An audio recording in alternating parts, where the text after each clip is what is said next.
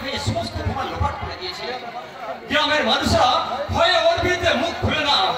তাই হয়নি কোনো এফআইআর, হয়নি কোনো তদন্ত। সে দিব্যি আছে আর পাগল হয়ে রাস্তায় রাস্তায় ঘুরে বেড়াচ্ছে। পাগল হয়ে রাস্তায় রাস্তায় ঘুরে বেড়াচ্ছে।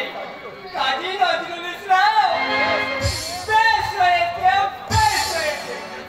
বিদ্রোহ কবির বিদ্রোহ করা বেরিয়ে গেছে। আমি কতবার ওকে বলেছিলাম, চোখ আছে দেখে যাও, কান আছে শুনে যাও, কিন্তু বিদ্রোহ করতে দেব না। আমার কথা শুনেনি। থাকো থাকো, তুমি পাগলা করো দেখো। আমি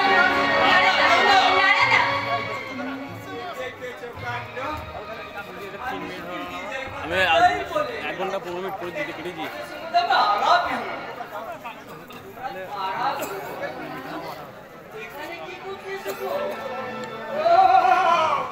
প্রেম করতে এসেছি বুঝি?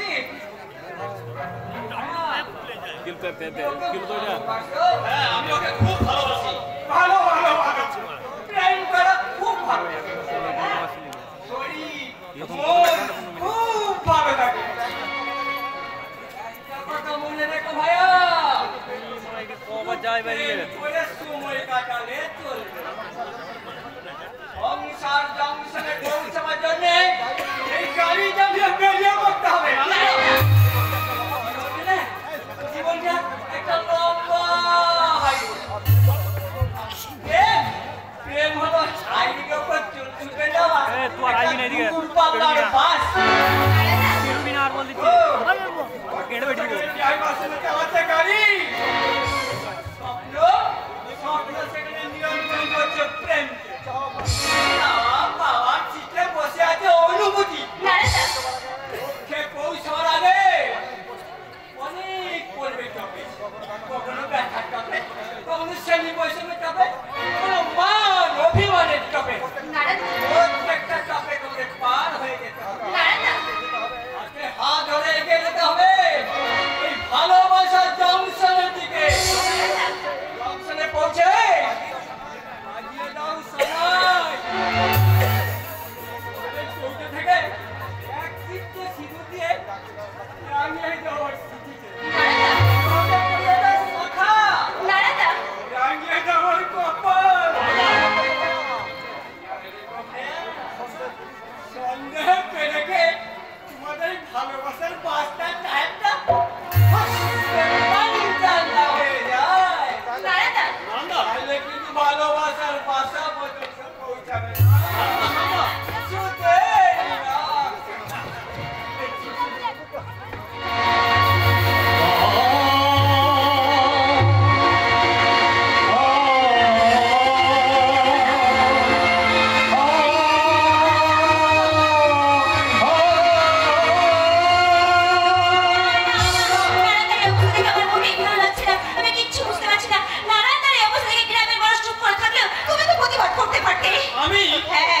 তুমি একজন সাংবাদিক, চোখের সামনে এত বড় একটা অন্যায় দেখে কেন তুমি মুখ বুজে শব্দকে সহ্য করলে? সিদ্ধান্ত চুপ করে থাকা ছাড়া এই ভগবান পরিত্রাণের কোনো উপায় ছিল না। তোর আমার বন্ধু হয়ে যদি এই কথা বলিস তাহলে ওই অধিকারী কাকান্ত প্রতিবাদ করতে গিয়েছিল, কি হলো? চক্রান্তের শিকার হয়ে সন্ত্রাসের কাছে মাথা নত করতে হলো। অধিকারী মোটেই ভালো লোক ছিল না। ওর সংসারটা কি হবে? অধিকারী মোটেই ভালো লোক ছিল না। সে 2 নম্বরে অস্ত্র পাচার করতো। তাছাড়া ওর ডেড বডির কাছে অস্ত্র পাওয়া গেছে। আমি নিজে সে সংবাদ ছাপিয়েছি। যা দেখবে তা সবসময় সত্যি নাও হতে পারে সিদ্ধান্ত। ডেড বডির কাছে অস্ত্র পাওয়া গেছে বলে তুমি বলছো অধিকারী কাকা বেআইনি অস্ত্রের ব্যবসা করতো, কিন্তু সিদ্ধান্ত তুমি শ্মশানে গিয়ে দেখতে পাবে সার দিয়ে অনেক ডেড বডি শোয়ানো আছে, প্রত্যেকের পাশে পাবে টাটকা তাজা ফুল। তাহলে তখন তুমি কি বলবে? জীবিতকালে তারা সবাই ফুলের ব্যবসা করতো? এটা পরিবর্তনের যুগ সিদ্ধান্ত। মুখ বুঝে অত্যাচার করার দিন শেষ হয়ে গেছে। প্রতিবাদ প্রতিরোধের মতো শব্দগুলো মানুষের জীবন থেকে হারিয়ে গেছে। সেই শব্দগুলোকে এবার ফিরিয়ে আনতে হবে। তুমি ফিরাজ নম্বরকে চেনো না ফুটি, তাই এ কথা বলছো। ও পারে না এমন কোনো কাজ নেই। ওর দুর্গে প্রবেশ করা মুখের কথা নয়। ক্ষমতা, টাকা, পয়সা, নেতা, মন্ত্রী, পুলিশ প্রশাসন সবই ওর আছে। তুমি প্রতিবাদ করতে গেলে ওরা তোমাকে ঘাড় ধাক্কা দিয়ে মাটিতে ফেলে দেবে। সিদ্ধান্ত ঘাড় ধাক্কা দিয়ে মাটিতে ফেলে দেওয়া যায়, কিন্তু কখনো যায় না। আর তা যদি যেত, তাহলে যে মহাকরণ থেকে মমতা ব্যানার্জিকে পুলিশ চুলের মুঠি ধরে বাইরে বের করে দিয়েছিল, সেই মহাকরণের মুখ্যমন্ত্রী চেয়ারে মমতা ব্যানার্জি বসতে পারতো না।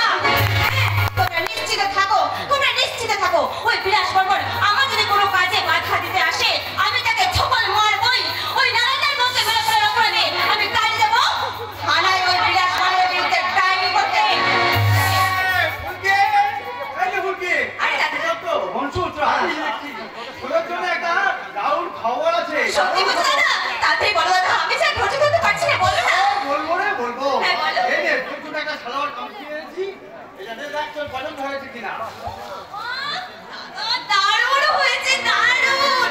আর মনসুর, আমাদের সবারই জন্য এনেছি হলদি নামের এক লাড্ডু। আর নিশ্চয় কোনো বড় আনন্দ, আমরা সকলেই মিষ্টি মুখ করবো। আর দেখো, হ্যাঁ, তোমার জন্য আমরা এই পেন এনেছি। এই পেনটাকে সবাই লিখবে। সবই তো বুঝলাম দাদা, কিন্তু হঠাৎ ফুলকির জন্য সালোয়ার কামিজ, সকলকে দিলখুশ করা মিষ্টি, আমার জন্য নতুন ড্রেস, এসবের মানে কি সাদা দাগ? বলবো, আজ আমার খুব আনন্দ হয়েছে। অনেক দিনের স্বপ্ন আজ আমার সার্থক হয়েছে। ফুলকি, হ্যাঁ দাদা। এবার আর মাস শেষে আমাদের ধার করতে হবে না। আর ধুমধাম করে ডেট আমি তো দিতে পারবো। ও, আমি খুব বুঝতে পেরেছি। আমাকে বিদায় করে দিয়ে তুমি মনের সুখে সংসার করতে না, তাই তো? না, এসব কি জানা বলছি? আচ্ছা, তা বলে আর লজ্জা পেতে হবে না। এবার বলো তো, সত্যি সত্যি তুমি কি লটারি পেয়েছো রে? লটারি নয় রে বোন, লটারি নয়। আমি দেবতার খরচ পেয়েছি। আর সেই দেবতাই আমাকে চাকরিটা দিয়েছে। চাকরি তো তুমি আগেও করতে আর সদা। কোনটা? সেই 3,500 টাকার মাইনের চাকরি আমি ছেড়ে দিয়েছি। হ্যাঁ, ছেড়ে দিয়েছি। আর তার বদলে কাল থেকে যে আমি চাকরিটা করতে যাবো, সেখানে মাইনে পাবো 10,000 টাকা। হ্যাঁ রে বোন, হ্যাঁ। আজ আমাদের কোনো আর অভাব থাকবে না। এই অভাবের কালো মেঘটা কেটে দিয়ে দেখা দিচ্ছে নতুন সুখের সূর্য। কোথায় চাকরি পেয়েছো তুমি দাদা? ওই বিলাসদার কারখানায়। দাদা! হ্যাঁ রে বোন, হ্যাঁ। বিলাসদার নিজে দেখে আমাকে এই চাকরিটা দিয়েছে। আমার মাস গেলে মাইনে পাবো 10,000 টাকা। অ্যাডভান্স হিসেবে আমাকে 10,000 টাকা দিয়েছে। আর এই গ্রামে আরো 10 জন বিলাসদার নামে খারাপ কথা বললেও বিলাসদা আমার কাছে দেবতা। চুপ করো দাদা, দয়া করে তুমি চুপ করো। শুধুমাত্র নিজের স্বার্থের জন্য যে মানুষটাকে তুমি দেবতা বলছো, সেই মানুষটা এই গ্রামের আর 5টা মানুষের ক্ষতি করেছে। তাতে আমার কি? আমি তো আমার সব লোকে হাতের মুঠোর মধ্যে চুপ করো। বাহ, বাহ দাদা, বাহ। শুধুমাত্র নিজের স্বার্থের জন্য ওই গোর্খাল্যান্ডের মতো পশ্চিম বাংলার শরীর থেকে পাহাড়টাকে তুমি আলাদা করতে চাইছো? আপনি বাঁচিয়ে পাবেন না না না, এই চাকরি তুমি ছেড়ে দাও দাদা, এই চাকরি তুমি ছেড়ে দাও। একবার কি ভেবে দেখছি এতগুলো দিন আমি কিভাবে কাটিয়েছি। ওই 10 টাকা মাইনে পেতাম বলে দিন রাত টিউশন করে আমি লেখাপড়া শিখি। নিজে না খেয়ে প্রতি মাসে আমি টাকা হারিয়েছি। আর যখন 200 টাকা আমি মুখ দেখছি, এই চাকরিগুলো আমি ছেড়ে দেবো। আর খুলে শুনলাম এই বিলাস চাকরি আমি ছাড়বো না, ছাড়বো না। চুপ করে আছিস কেন? তোরা কিছু কর। আমার কথা দাদা না শুনেও তোরা তো দাদার ভালো মন্দ সবকিছু দেখিস, তোদের কথা নিশ্চয়ই শুনবি। তোরা চুপ করে থাকিস না, তোরা অন্তত কিছু কর মনসুর। তুই তো দাদাকে ভালো করে চিনিস রে ফুলকি। সজল একবার যা বলে সে তাই করে। ওই বিলাসবর পূজাকে একবার দেবতার আসনে বসিয়েছে। তোর হাজার বোঝালেও সে কারোর কথা বুঝবে না, শুনবে না। সিদ্ধার্থ, তুমি তুমি অন্তত কিছু করো। এভাবে চুপ করে আছো কেন? তুমি অন্তত কিছু বলো। আমি অবাক তোমার দাদাকে ক্লান্ত করে দিয়েছিল, আর ওই বিলাস বর্মন তোমার দাদার সেই ক্লান্ত শরীরটাকে সোনার খাটে শুয়ে দিয়েছে। আরামে তোমার দাদার চোখ হয়ে গেছে বন্ধ, আর বন্ধ হয়ে যাওয়া অন্ধ মানুষের ঘুম। হাহ, আমি তো তোমার ছাড় ভগবানও ভাঙাতে পারবে না ফুলকি, ভগবানও না। বিলাস বর্মন, শুরুতেই তুমি বলে আড়াই পাঁচালে কিস্তি মাফ করতে চাইছো, কিন্তু আমার নাম মুলকি। তোমার কাছের প্রাসাদে কাটল আমি, কড়া বই তোমার আসল আমি তোকে টেনে নিচে নামিয়ে আনবো।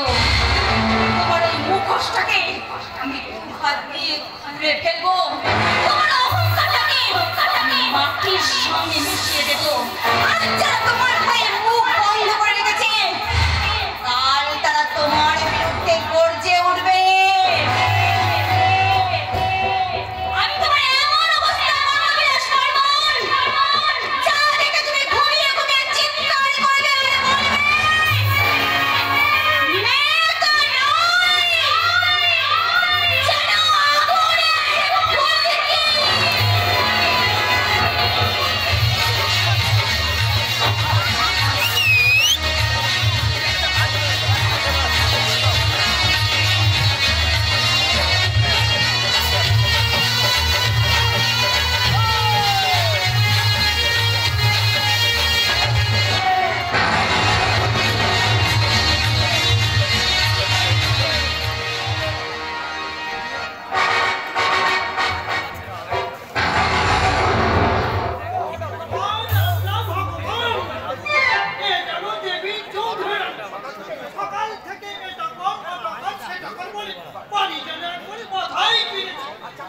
আচ্ছা আপনারাই বলুন তো, একা হাতে কি এতটাই সামলানো যায়?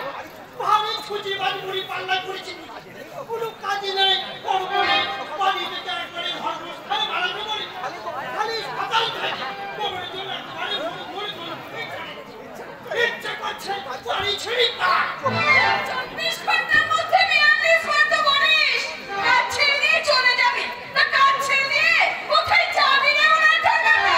কেন ওই কাজে চলে যাবো? সেই হতভাগীর সাথে তো ঝগড়া করে পালিয়ে এসেছিস, সেখানে যাওয়ার মুখ আছে তো? ওই ঘটনার পর কান্না মাথা গরম হবে ঠাকুমা। ওকে করেছে জানো? কি করেছে? কলকাতায় কারখানায় কাজে গেছিল।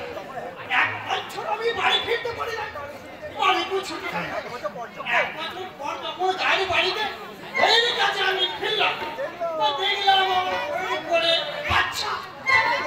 আমি রেগে গিয়ে বউকে জিজ্ঞাসা করলাম, আমি 1 বছর বাড়িতে থাকলাম, ওর করে বাচ্চা এলো কোথা থেকে? ওই বাচ্চা এলো কোথা থেকে? ও এসে বললো, ওগো তুমি ঠাকুরিতে কি আছে? আমি তো ছিলাম। বাইরে থেকে যাওয়ার কি আছে ভাই? তোর বউ তো তোর উপকারী করেছে, তোকে কষ্টও করতে হলো না, এদিকে বংশবৃদ্ধিও হয়ে গেল। তোমাকে মাথা গরম হয়ে গেছে ঠাকুমা। কি করবো না ফের বাচ্চাটাকে আমি নিজের ছেলে করে আদর করবো বলে। ওরে ঠেকনা! অন্য লোকের মেয়েকে বউ বলে ঘরের দরজা বন্ধ করতে পারো, আর অন্য লোকের ছেলেকে নিজের ছেলে বলে কোলে নিয়ে তুমি আদর করতে পারবে না? হ্যাঁ, শোন তবে, গাই বাছুর আছে জোড়া, নাতির আমার কপাল মোড়া। গাই বাছুর আছে জোড়া, নাতির আমার কপাল মোড়া। নাতি আমার চাউর গাতে গায়ে ধরিয়েছে অন্নসরা। নাতি আমার চাউর গাতে গায়ে ধরিয়েছে অন্নসরা। গাই বাছুর আছে জোড়া, নাতির আমার কপাল মোড়া। গাই বাছুর আছে জোড়া, নাতির আমার কপাল মোড়া। নাতি আমার চাউর গাতে গায়ে ধরিয়েছে অন্নসরা। নাতি আমার চাউর গাতে গায়ে ধরিয়েছে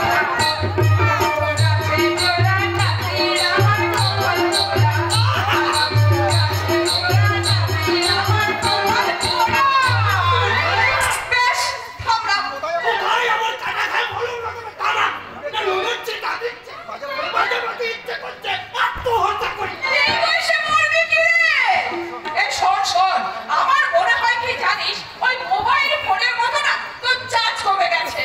তাই আমি বলছি, দুদিন ছুটি নিয়ে বাড়ি থেকে ঘুরে আয়, দেখবি বইয়ের ছোঁয়া পেলেই না তোর একেবারে ফুল চার্জ হয়ে গেছে, আর আরো টন টন করছে। তখন দেখবি আর আত্মহত্যা করতে ইচ্ছে হচ্ছে না।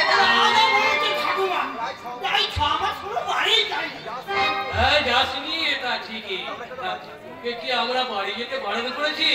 যা না যা, 2 দিন বাড়ি থেকে ঘুরে হয়। তবে হ্যাঁ, সামনের মাসের কিন্তু তুই 1 দিনও ছুটি পাবি না রে। হ্যাঁ, ছুটি পাবে না মানে? মাস খানেকের আগে ছুটি পাবে না কেন রে খোকা? কি হয়েছে? মা, আমি যে সিঁদুর বিয়ে ঠিক করে এসেছি। হচ্ছে কর্তাবাবু, এই ছোট দাদুবাবুর বিয়ে। হ্যাঁ রে, আমি ওই ঠাকুরমশাইয়ের বাড়ি থেকে বিয়ের খবরটা নিয়ে এখানে সোজা চলে এসেছি। খুব ভালো হয়েছে, খুব ভালো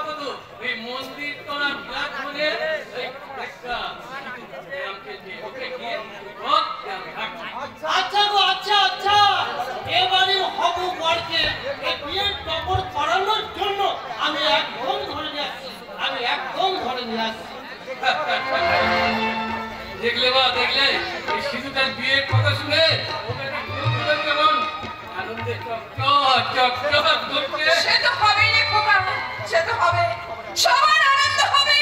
কিন্তু আজকের দিনে সবার চেয়ে বড় বউয়ের কথা বড্ড মনে পড়ছে রে খোকা। ওর কথা আমাকে মনে করে দিয়ে হলো মা। খোকা মা বিদিশা স্বার্থপরের মতো আমাকে ফাঁকি দিয়ে চলে গেছে। ওর কথা না মনে রাখাই ভালো।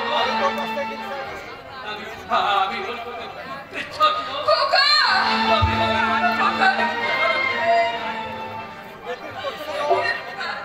তোর চোখে জল, ওই কাঁদছিস খোকা।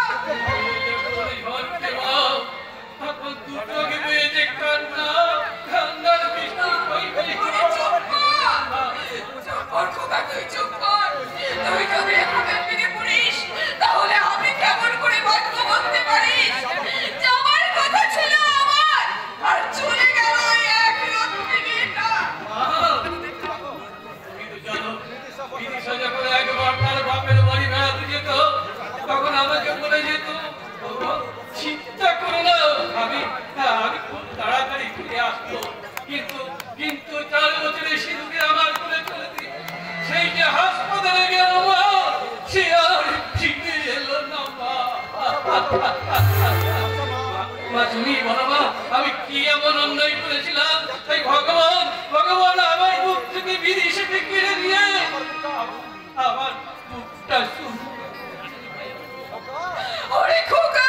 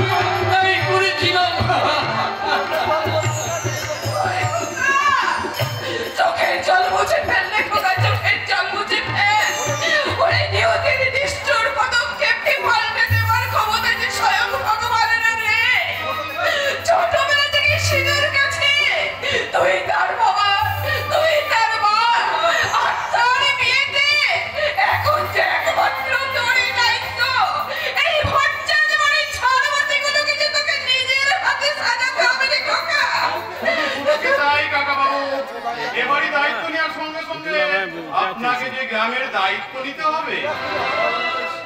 তুমি আমার বাড়িতে কেন কাকা বাবু, এ বাড়িতে আমি কি আসতে পারি না? তুমি এতগুলো বছর ভগবানপুরে আছো, দশমীর পর একটা দিনের জন্য এখানে বিজয়া করতে আসনি। আজ হঠাৎ এই কথা, ঠিক আছে, আমি সব বিজয়ের প্রণাম একসঙ্গে ছেড়ে দিচ্ছি। থাক থাক থাক, না না না না, থাকবে কেন ঠাকুমা? শুধু আমার নয়, এই গোটা গ্রামের গুরুজন বলতে একমাত্র আপনি বয়স্ক বেঁচে রয়েছেন। তার আগে ঠাকুমা, আমি শুনেছি বিজয়ের প্রণামের পর আপনি নাকি সবাইকে নারকেল নাড়ু খাওয়ান, তা আমাকে খাওয়াবেন? নারকেলের নাড়ু খেতে যে তুমি এখানে আসনি সেটা আমি ভালো করে জানি বিলাস। তবে হ্যাঁ, যে কাজের জন্য এখানে এসেছো সেই কাজটা ভালো মিটিয়ে নিয়ে এখান থেকে তুমি বিদায় হও। সত্যিই যদি তুমি নারকেলের নাড়ু খেতে চাও তাহলে দশমীর পর আসবে। তবে লক্ষ্মী পুজোর দিন থেকে লক্ষ্মী পুজোর ভাসানের দিন পর্যন্ত আমি নাড়ু দিই, আর তারপর দিই ঝাড়ু। তুমি ঠিক করে নাও কোনটা খাবে, নাড়ু নাকি ঝাড়ু? মজার কথা বলে গেল তাই না কাকা বাবু? আর আসার কারণটা কিন্তু আমি এখনো জানতে পারলাম না বিলাস। কাকা বাবু, আমি শুনলাম আপনি নাকি সিদ্ধার্থের সঙ্গে ফুলকির বিয়ে ঠিক করেছেন। কেন, এতে তোমার কোনো আপত্তি আছে নাকি? আপত্তি কি বলছেন? আরে খবরটা শোনার পর থেকে আমার মনটা একেবারে আনন্দে নেচে উঠলো। আমার এখানে আসা কাকা বাবু, আসলে কি জানেন কাকা বাবু, সিদ্ধান্ত আমার ছোট ভাইয়ের মতো। তাই বলছিলাম এই সিদ্ধার্থের বিয়ের সমস্ত খরচ আমি। হ্যাঁ কাকা বাবু, ব্যান্ডের থেকে তত্ত্ব, লাইট থেকে বাজি, সানাই থেকে ব্যান্ড পার্টি, বিয়ের থেকে ক্যামেরার সব দায়িত্ব আমার, সব খরচ আমি করবো। আপনি কিন্তু দয়া করে না বলবেন না কাকা বাবু। ছেলেটা হচ্ছে আমার, তাই আমার কাছে যা আছে সেই দিয়ে বিয়ের কাজ সুসম্পন্ন করতে আমি পারবো। তা আমি জানি কাকা বাবু, তা আমি জানি, তবু বলবো আমি আপনার ছেলের মতো। তাই বুঝি পকেট ভর্তি টাকা নিয়ে এসেছো মানুষ কেনার জন্য? আমার দাদাকে কেনা শুরু করেছো, এবার আমাকে খাওয়ানোর জন্য এসছো কাকা বাবুকে কিনতে, তাই না? দুর্নীতির দোকানদার বিলাস বর্মন। কত বড় হয়ে গেছো ফুলকি, তোমাকে দেখে তো আমার দু চোখ জুড়িয়ে যাচ্ছে। নাটক পুরো না বিলাসা, এই গ্রামে ফিরে আসার পর থেকে আমি তোমার নানান কথা শুনতে পাচ্ছি। তোমার বিরুদ্ধে গ্রামের মানুষ চুপ করে থাকলেও আমি কিন্তু চুপ করে থাকবো না। আর আমাকে থামানোর জন্য তোমাকে বারবার থানায় যেতে হবে, কিন্তু তোমাকে থামানোর জন্য আমি একবার খালি ওই মহাকরণে মুখ্যমন্ত্রীর চেম্বারে যাব। এবার তুমি দেখো তুমি কি করবে। সুস্থ জীবনে ফিরে এসে গীতা পড়বে নাকি লোকের করে ক্ষতি করতে গিয়ে চিতাই চড়বে? তুমি কি বলছো ফুলকি? আমার নামে যা শুনেছো সব মিথ্যে। আরে প্রত্যেকদিন সকালে আমি দু পাতা রামকৃষ্ণ কথা মিতো না পাঠ করে জল খাই না, আর আমি করবো গ্রামের ক্ষতি? তুমি বিশ্বাস করো ফুলকি, আমি এই গ্রামটার জন্য কিছু একটা করতে চাই। ও, এটা খুব ভালো কথা। তাহলে তোমার ওই ইটগুলোর জমিটা খরচ করে জন্য দান করে দাও। আমি তাই করলাম। একই বলছো বিলাস, তুমি সত্যি সত্যি ওই জমিটা খরচ করেছিল দান করবে? হ্যাঁ কাকা বাবু, শুধু জমিদান কেন, আপনাকে যে গ্রামের দায়িত্ব দেবো কাকা বাবু। আজ 3 মাস পর পঞ্চায়েত নির্বাচন, আমি চাই সেই নির্বাচনে দাঁড়িয়ে আপনি ভোটে জিতুন। এসব কি বলছো বিলাস? আমি নির্বাচনে দাঁড়াবো? হ্যাঁ দাঁড়াবেন, সব ব্যবস্থা আমি করে দেবো। না বাবা, আমার দ্বারা ওইসব ভোটে দাঁড়ানো হবে না। কেন হবে না কাকা বাবু? ফুলকি, আরে তুমি তো দুটো গ্রামের ভালো চাও, তা কাকা বাবুকে একটু বুঝিয়ে বলো আমি নয় গ্রামের ক্ষতি করছি, কিন্তু কাকা বাবু তো আর গ্রামের ক্ষতি করবে না। গ্রামের উন্নতির জন্য কাউকে না কাউকে তার জন্য দায়িত্ব নিতে হবে কাকা বাবু। ভগবান পুরে ভালো হোক তা আমি মনে প্রাণে চাই, কিন্তু এত বড় দায়িত্ব দিয়ে আমি যদি না সামলাতে পারি, না আমার মাথাটা ঠিক কাজ করছে না রে মা। আমি মা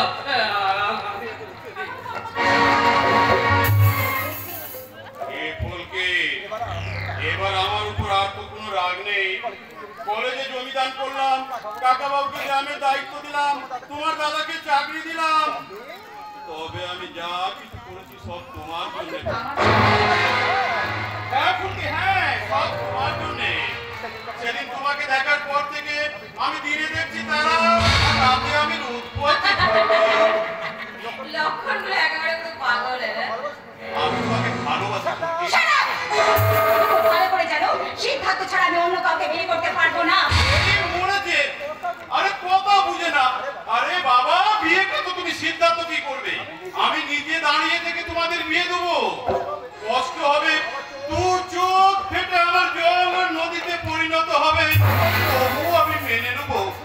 আমি শুধু চাই চাও দুষ্ট দুষ্টু, বুঝেও না বুঝার ভান করছো। আরে বাবা, আমি চাই ওই আইবুড়ো ভাত খাওয়ার মতো আইবুড়ো ফুলসজ্জাটা তুমি আমার সঙ্গে করবে। আরে বলো কেমন লাগলো?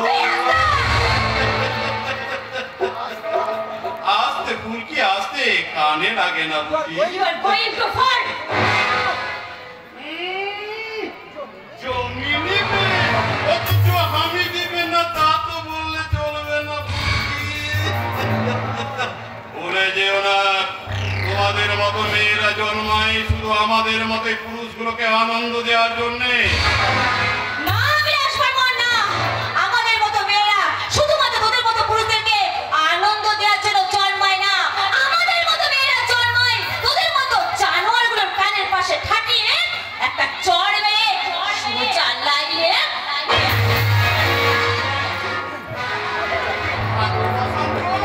আরে বাবা, তোমাকে নিরাশ করি কি করে বলো তো? আসলে তুমি আমার সাথে আইবুড়ো ফুলসজ্জা করতে চেয়েছিলে, সেটা তো আর এই জীবনে হলো না বলো। তাই আর চটকায় এই জীবনে এখন বলো কেমন লাগলো? গালে মানলে, বুকে লাগলো, বুকটা এখনো ফরফর ফরফর করতে ফুলকি। ওই ধরফর করা মুখ নিয়ে বেশি বাড়াবাড়ি করার চেষ্টা করো না বিলাস বর্মন, তাহলে যখন তখন হার্ট অ্যাটাক হয়ে যাবে, জীবনের মাঠ থেকে একেবারে আউট হয়ে যাবে। খেলাটা কিন্তু খুব শক্ত খেলা ফুলকি। জেনে শুনে খেলতে নেমেছো তো? তুমি কোনো চিন্তা করো না বিলাস বর্মন, ওয়ানডে টেস্ট বলো আর 2020 বলো, সেঞ্চুরি না করে আমি মাঠ ছাড়বো না। তোমার কফিনে শেষ পেরেকটা আমি উঠবো।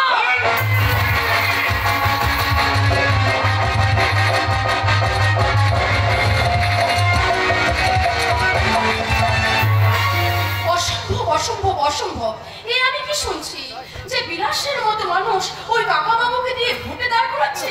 এ তো ভূতের মুখে একদম রাম নাম। তুমি ঠিকই বলছো বৌদি। আসলে কি জানো, ভূতটা এতদিন চারদিকে শুধু ভূতই দেখেছে, আর ওই জন্য ভূতেরই আচরণ করছিল। এবার ফুলকির মতো সীতা দেখা পেতেই রাম নাম করতে আরম্ভ করেছে। হাসি না সিদ্ধার্থ, হাসি নয়, ওকে আমি খুব ভালো করে চিনি। কারণ এক গলা গঙ্গা জলে যদি কেউ দাঁড়িয়ে বলে যে বিলাস বর্মন মানুষের ভালো চায়, এটা কিন্তু আমি বিশ্বাস করতে পারি। বৌদি, আসলে কি জানো, বাংলার মেয়েরা যখন স্বামীর দেওয়া সিঁদুর সিঁথিতে পড়ে, হাতে শাখা পড়ে, তখন তখন সেই মেয়েরা স্বামীকে যে অনেকখানি বিশ্বাস করে ফেলে। কিন্তু এই পৃথিবীতে কিছু কিছু স্বামী আছে যে সে বিশ্বাসের মর্যাদা রাখতে পারে না। ঠাকুরপো, যারা পান খেয়ে চুন খেয়ে গাল পুড়ে যায়, দই দেখলেও কিন্তু তাদের ভয় লাগে। ঠিক। তবে বৌদি, এও তো হতে পারে পরিবর্তনের তুলির টানে যেমন বর্তমান ক্যানভাসের ছবির রংটা বদলেছে, তেমন হয়তো ওই বিলাসদার মনটাও বদলেছে, বদলেছে ওর চেতনা, মনুষ্যত্ব, মানবিকতাও। আমি নিজে এই বোধহয় সাক্ষী। তোমরা যা বলছো তা যদি সত্যি হয়, তাহলে তোমাদের থেকে বেশি আনন্দ আমি হব। প্রত্যেকদিন যখন আমি সিঁদুরে সিঁদুর পড়ি, তখন আমার এই দু চোখে ঝরে আসে অশ্রু, কিন্তু আর সেই অশ্রুটা এখন আনন্দের অশ্রু হয়ে উঠবে। কিন্তু কিন্তু কি বলবি? কিন্তু যতদিন না তোমাদের ওই বিলাসটা পরিবর্তন হয়েছে প্রমাণ যতদিন আমি না পাবো, ততদিন আমার এই বুকে ওই দুঃস্বপ্নের কালো মেঘটা কিছুতেই সরবে না। ঠিক আছে, আমি কলকাতা থেকে ফিরি, তারপরে আপনার এই দুঃস্বপ্নের বেগটা আমি নিজে হাতে সরিয়ে দেবো। তুমি কলকাতা যাচ্ছ বুঝি? হ্যাঁ, তাই কি যাবো, 3 দিন আমি থাকবো না। হঠাৎ কলকাতায়? সব কারখানার মেশিনগুলো সব খারাপ হয়ে গেছে, দেখুন মুহূর্তে অ্যাক্সিডেন্ট হতে পারে। এই কথা আমার মুখ থেকে সিদ্ধান্ত যেমন শুনলো, সঙ্গে সঙ্গে সিদ্ধান্ত নিল সব মেশিনগুলো নতুন হবে, আর শ্রমিকদের তো কোনো ক্ষতি না হয়। আজ এই মেশিনগুলো কেনার দায়িত্ব ছিল আমার। ও বুঝেছি। আর তুমি সেই মেশিনগুলো কিনতে কলকাতা যাচ্ছ, তাই তো? হ্যাঁ, ঠিক তাই। আমি 2 দিন বাড়িতে থাকবো না, তুমি কি টাকা থাকবে? একটু দেখিস ভাই। ফুলকে দায়িত্ব না দিলেও সে যে ফুলকির দায়িত্ব নেবে সেটা আমি খুব ভালো করে জানি। তুমি না বললেও আমি অট্টালিকায় আমি থাকলেও আমি যে সব খবর জানতে পারি। কারণ সামনের মাসে 10 তারিখে যে ফুলকির সাথে তোমার বিয়ে ঠিক হয়েছে সেটা শুধু আমি নয়, সারা গ্রামের লোকই জেনেছে। তার বোনের বিয়ে দেখতে হবে তো। আরো ধুমধাম করে বিয়েটা দিতে পারতাম। সজল বিশ্বাস করো, ছোট্টবেলা থেকে একটা ধোঁয়াশা আমার আত্মাতে মনে আছে।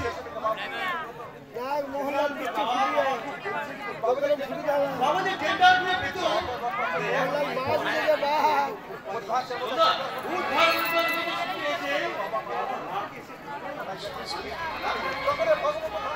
ভগবান থানার হচ্ছি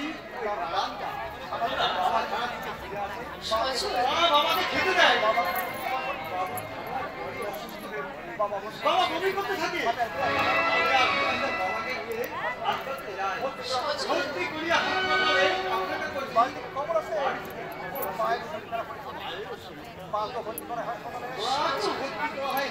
জানা যায় খাবার থেকে ফুড পয়জন হয়েছে।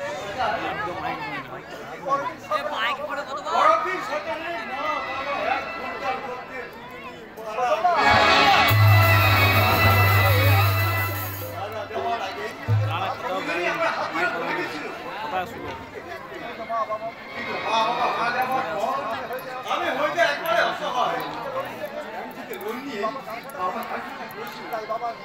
বাবা মারা যাওয়ার পর সমস্ত সম্পত্তি সব ব্যাংক আর ফুলকিকে মানুষ করতে আমি চুরি করি কঠোর পরিশ্রম। তোমার পরিশ্রমের কোনো বিকল্প নেই ভাই। তাই সজল এই কথা মন থেকে মুছে দেখবেন ঈশ্বর যে সাথে আছে।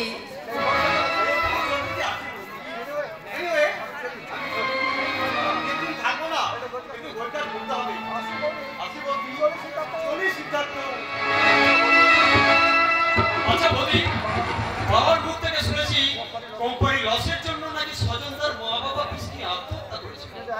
কিন্তু এখন তো সজলদার মুখ থেকে যা শুনলাম তাতে তো আমি বেশ রহস্যের গন্ধ পাচ্ছি। এত বড় বেইমানি কে করতে পারে? এত বছর পর এই প্রশ্নটা না করলে কি হতো না? নাম আছে বৌদি, নাম আছে। দিনকাল পাল্টে গেছে। মাটি খুঁড়ে কিছু মানুষের হাড় পাওয়া গেছে বলে রাজ্য লড়ে চড়ে বসেছে। আদালতে কেস উঠেছে, নেতা থেকে আমরা গ্রেফতার হচ্ছে, কেউ বা জমিনে লুকিয়ে বেড়াচ্ছে।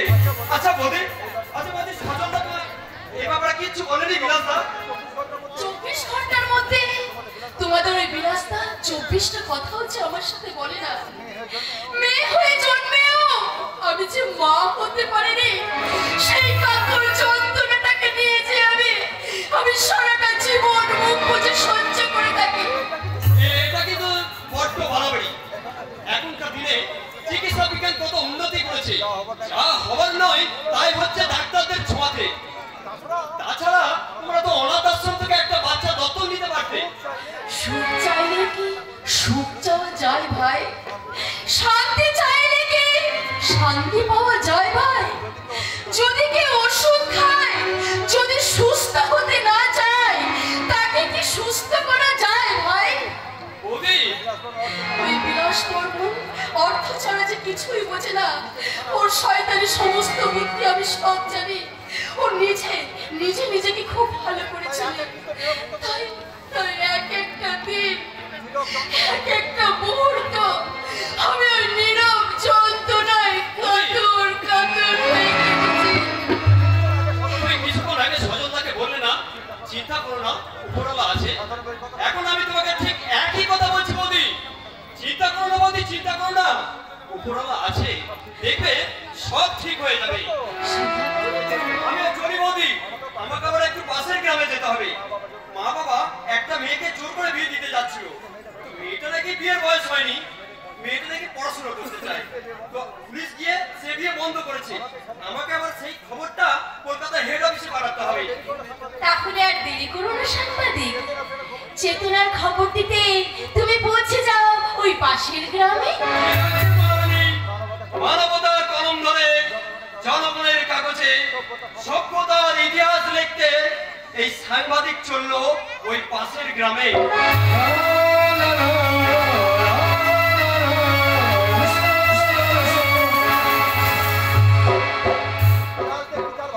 বিরাজ দেখছি ভালোই জল বিছিয়েছে। যারা প্রতিবাদ করে সেই পুরো সংসারটাকে সারখার করতে চায়। যারা প্রতিবাদ করতে পারে তারা তাদের মেরুদণ্ড ভেঙে দিতে চায়। কিন্তু আমি জানি ওই বিলাস বর্ম কি করতে চায়। ওই শয়তানটা যে মানুষের ভালো চায় না সেটা আমি খুব ভালো করে জানি। ও পারছে না জান না ওই শয়তানটা কার সর্বনাশ করতে মেতে উঠেছে। ওই শয়তানের বিষাক্ততে এই জীবনকে শেষ হয়ে যাবে। শোনো মানুষের দল, শুনে যাও, তোমরা শুনে যাও।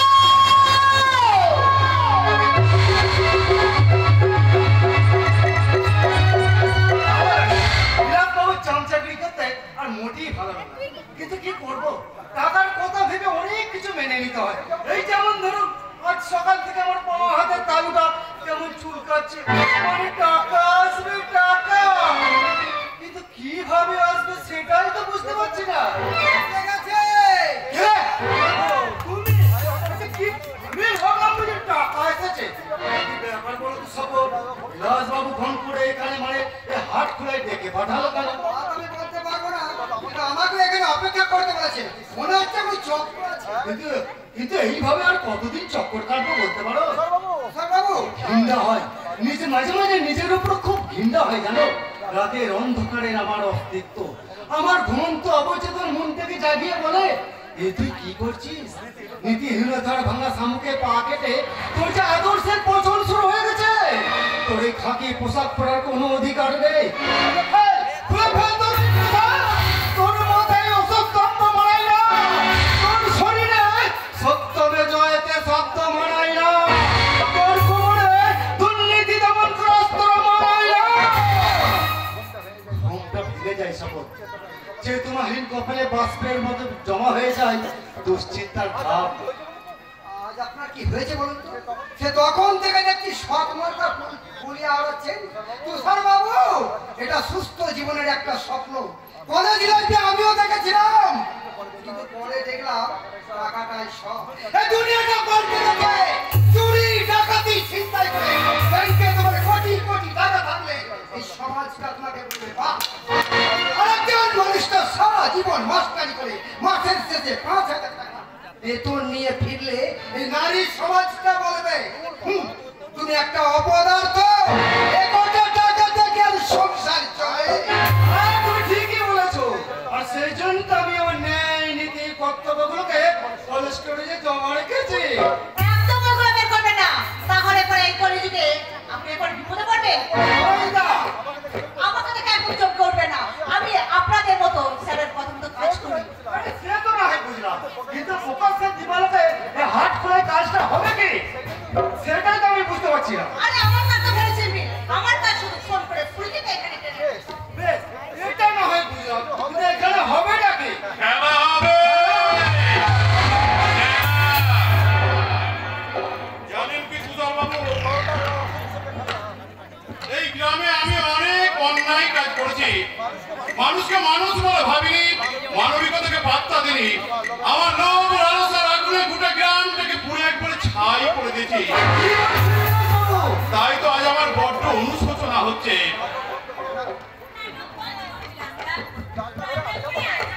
বিড়াল বলে আমি দুধ খাবো না। সারা জীবন দুধ খেতে খেতে আজ বিড়ালের পেটে চড়া পড়ে গেছে। তাই সমস্ত পাপের প্রায়শ্চিত্ত করবো বলে তোমাদের সবাইকে হাটখোলা মাঠে ডেকেছি। তোমরা কেউ ভয় পাবে না, তোমরা কেউ কোথাও যাবে না, তোমরা কেউ মুখ লুকিয়ে থাকবে না। আজ তোমাদের অত্যাচারী বিলাস বর্মন তার সমস্ত পাপের প্রায়শ্চিত্ত করবে। তোমার কথা না আমি সত্যি সত্যি বিশ্বাস করতে পারছি। হ্যাঁ, এও আমি জানি যে আমি ফোন করলে তুমি এখানে আসতে না, তাই তো অপরাজিতাকে দিয়ে ফোন করে তোমাকে এখানে আনিয়েছি। আমি আপনার কথা মতো ফোন করেছিলাম, কিন্তু আমার মনটা এত কিছু সাহায্য ছিল না। আমি প্রথম ভাবলাম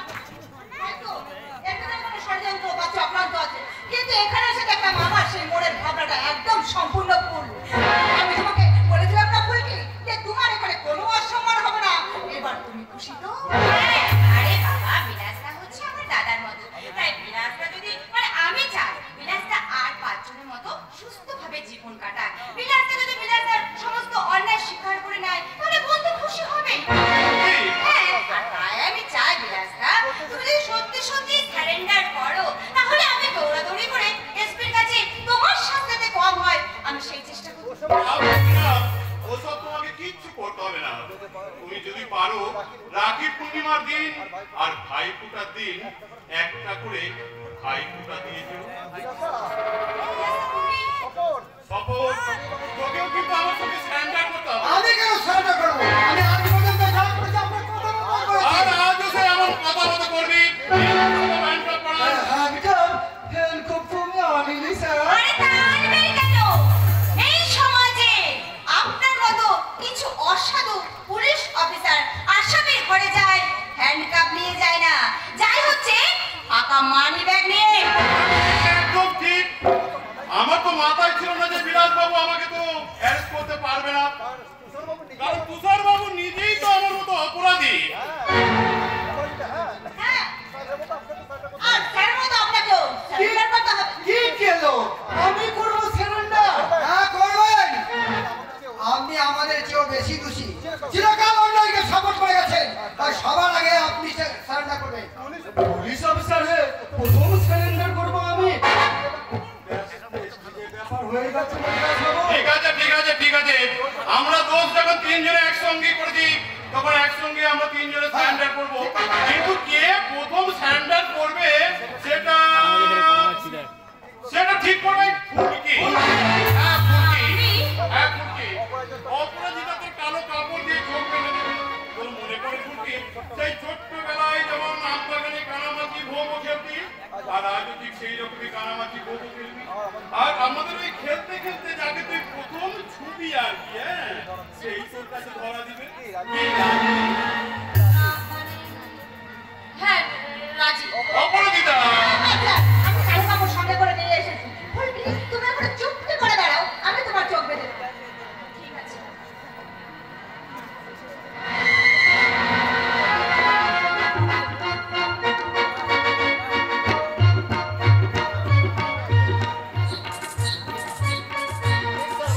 এই তো স্যার, চোখ বাঁধা হয়ে গেছে। তাহলে এবার আপনি খেলা শুরু করুন।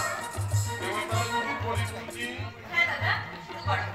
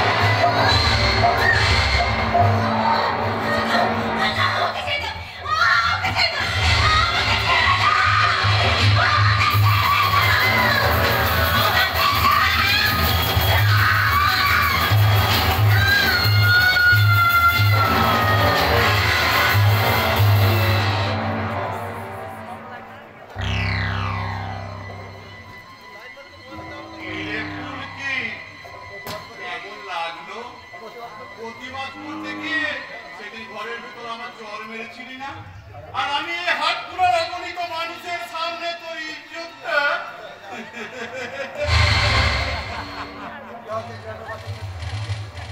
কতদিন পর আমি একটা এরকম খেলা খেলতাম। কাল থেকে এই গ্রামের ছেলেমেয়েরা তোর বডিটাকে একবারে পাবলিসিটি করে দেবে, আর তোর পেছনে সবাই সিটি দেবে রে, সিটি। লজ্জায় ঘৃণায় তুই গ্রাম ছেড়ে পালিয়ে যাবি না? আমি শুধু রাখি পূর্ণিমার দিন আর ভাই ফোঁটার দিন তোরে দাদাকে জানি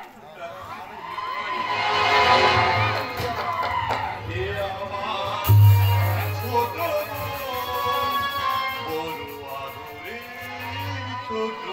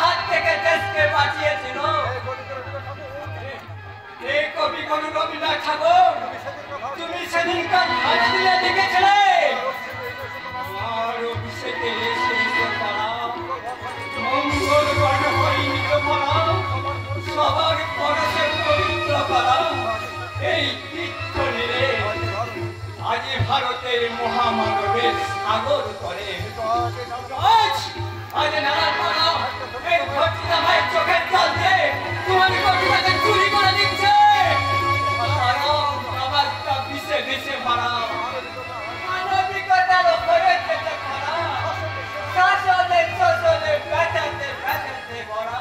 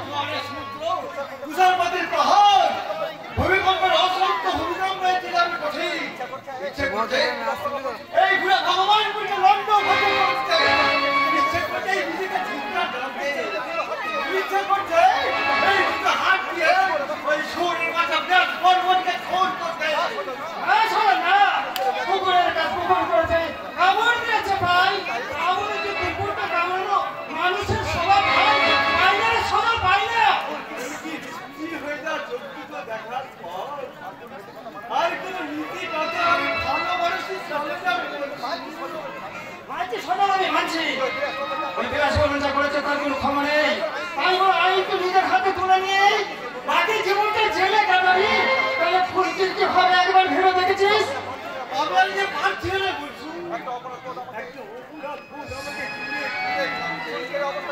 ফুলকির এই অবস্থার জন্য আমি দাঁড়ি।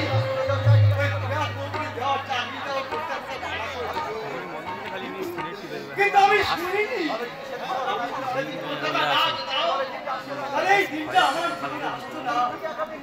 ফুলকিকে আমি কেমন সত্য হতে হবে, তোমাকে সত্য হতে হবে। আজ এবার এদিকে আমার ফুলকির দিকে আমার সমস্ত স্বপ্নকে বিশ্বাস হয়ে গেল। আমি একজন হতভাগ্য দাদা যে দিনে এসেও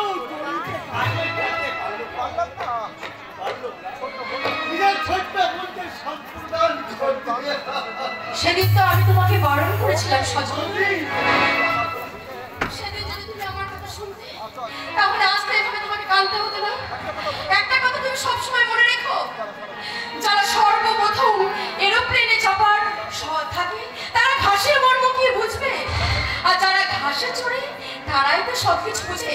তাই তোমাকে একটা কথা বলে রাখছি, ঘাস যেমন সবুজ সেরকম বিছুটি পাতাও সবুজ। তাই সব ঘাস যেমন ঘাস হয় না, তেমনি সব মানুষ মানুষের মতো দেখতে হলেও মানুষ হয় না।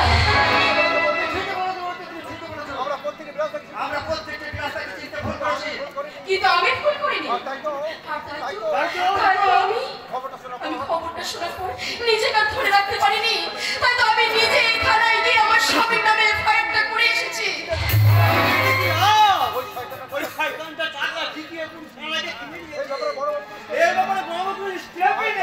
তা আমি জানি সজল, আর আইন আইনের কথা চলবে, তাই লোকাল থানাতে একটা ডায়েরি করাটা আমাদের খুব দরকার ছিল। আর এরপর যদি তুষারবাবু কোনো স্টেপ না হয় তাহলে আমরা যাব এসপি সাহেবের কাছে।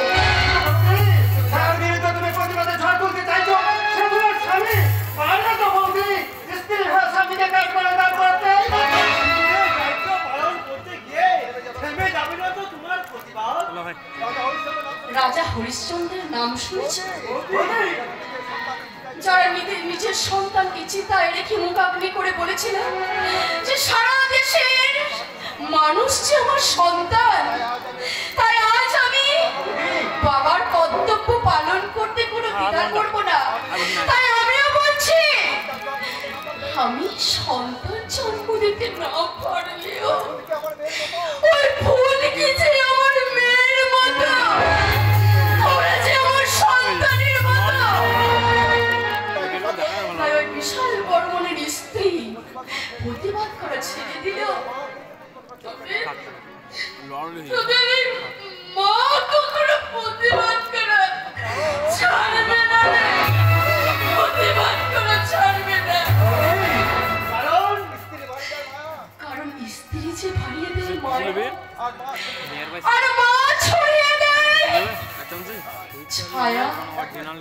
তাই একজন স্ত্রীর কাছে যা কর্তব্য, মায়ের কাছে যে তার দায়িত্ব, শাঁখা সিঁদুরের চেয়ে মায়ের দুধের দাম যে অনেক বেশি রে। শোন সজল, শোন মন শোন, এবার আমাদেরকে সব দায়িত্ব করতে হবে। কারণ এই ভগবানপুরের মানুষগুলোকে আবার নতুন করে তাকে তুলতে হবে।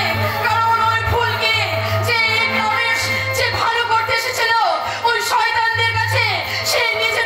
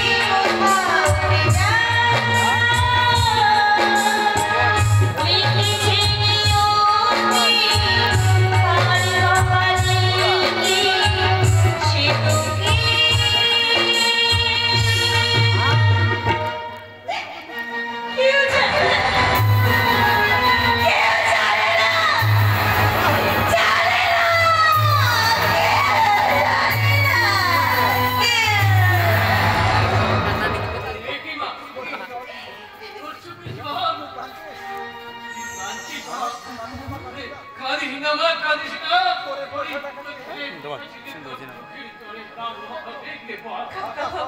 আকাশ ভরা বৃষ্টি যখন কান্না হয়ে ফিরে আসে পৃথিবীর বুকে এই ধরিত্রী মা এই কান্নাকে বুকে ধরে পড়ায় তার সন্তানদের জন্য তুই আমার সেই মা রে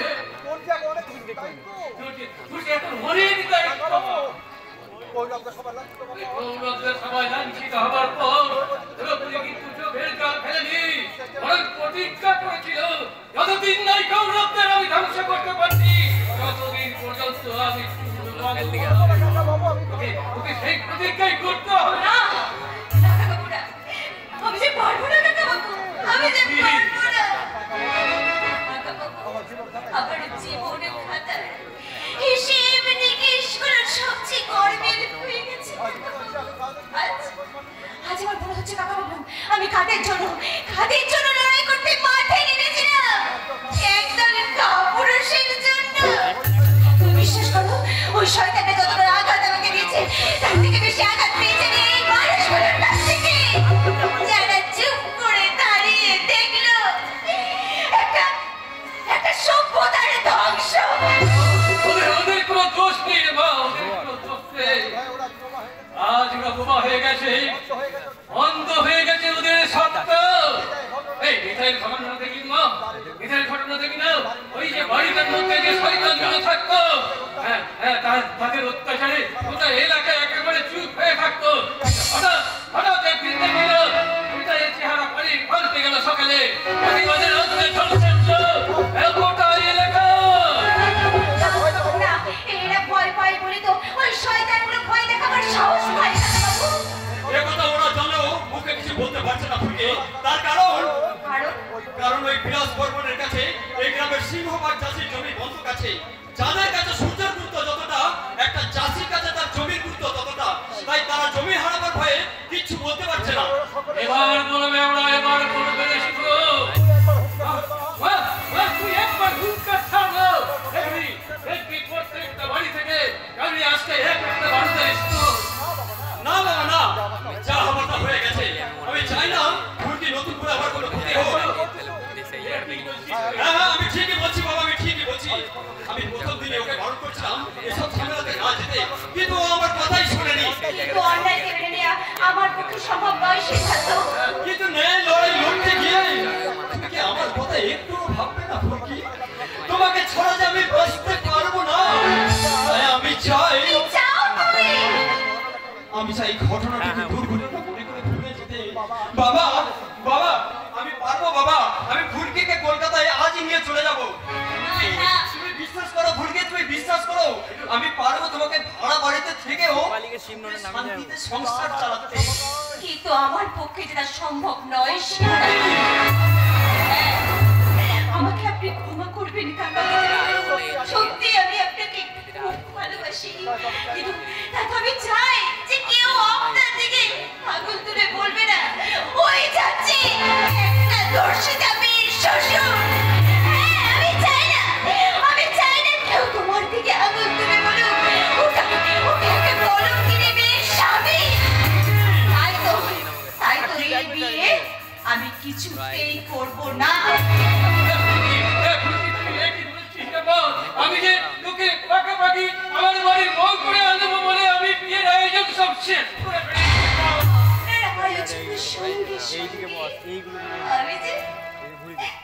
আমি যে নিজেও শেষ হয়ে গেছি শেষ হয়ে গেছো। কিচ্ছু হয়নি ফুলকি, তোমার কিচ্ছু হয়নি, দেখবে সব ঠিক হয়ে যাবে। দয়া করে তুমি তোমার সিদ্ধান্তটা বদলে ফেলো। না সিদ্ধান্ত না, আমাকে সান্ত্বনা দিও না। আমার জীবনের ছন্দে একটা হাইপেন পড়ে গেছে, আমার চরিত্রের উপর পড়ে গেছে মস্ত বড় একটা দাড়ি। তোমরা সবাই ভালোবেসে আমার উপর মাত্রা দিতে চাইলে কি হবে? আমি সমাজের কাছে একটা জিজ্ঞাসার চিহ্ন, যার মধ্যে ক্ষমা সেবীকরণের কোনো মূল্য নেই। আমি জানি স্বপ্নে দেখা যে ঝাড়বাতিটা তুমি নিজের হাতে সাজিয়েছিলে, সেই ঝাড়বাতিটা নিজের হাতে ভেঙে ফেলতে তোমার খুব কষ্ট হবে।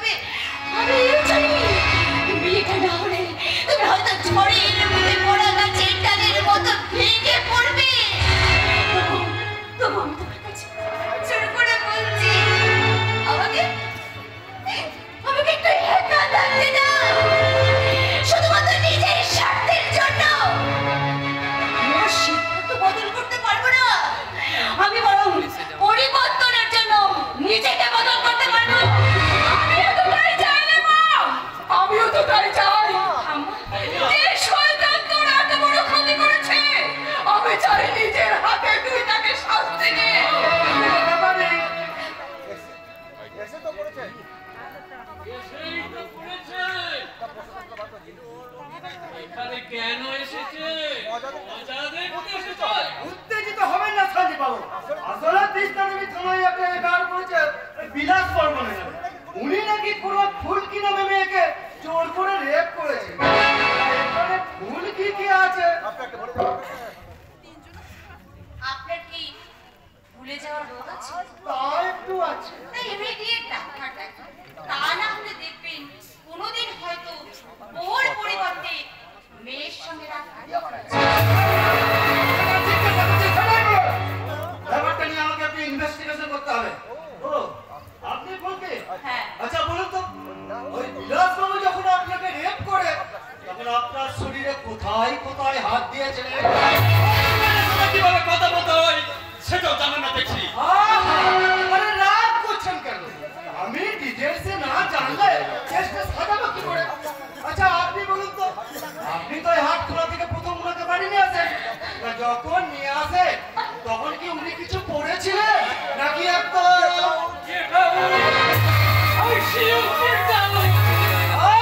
পুলিশের কাছে বাধা দেন না?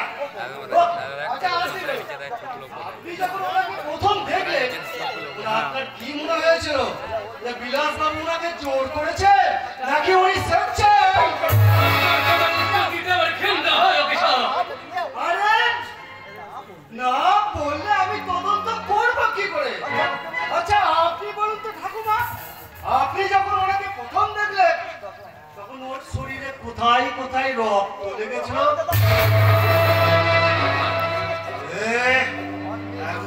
পুলিশ অফিসার গাড়ি চড় মারলে কথা বললে রান্নাঘর থেকে অস্ফটিটা নিয়ে এসে গলাটা কাটবো, তখন বুঝবি না ঠান্ডা এই পুরি পুরানো চাল হলেও হাতে মারে।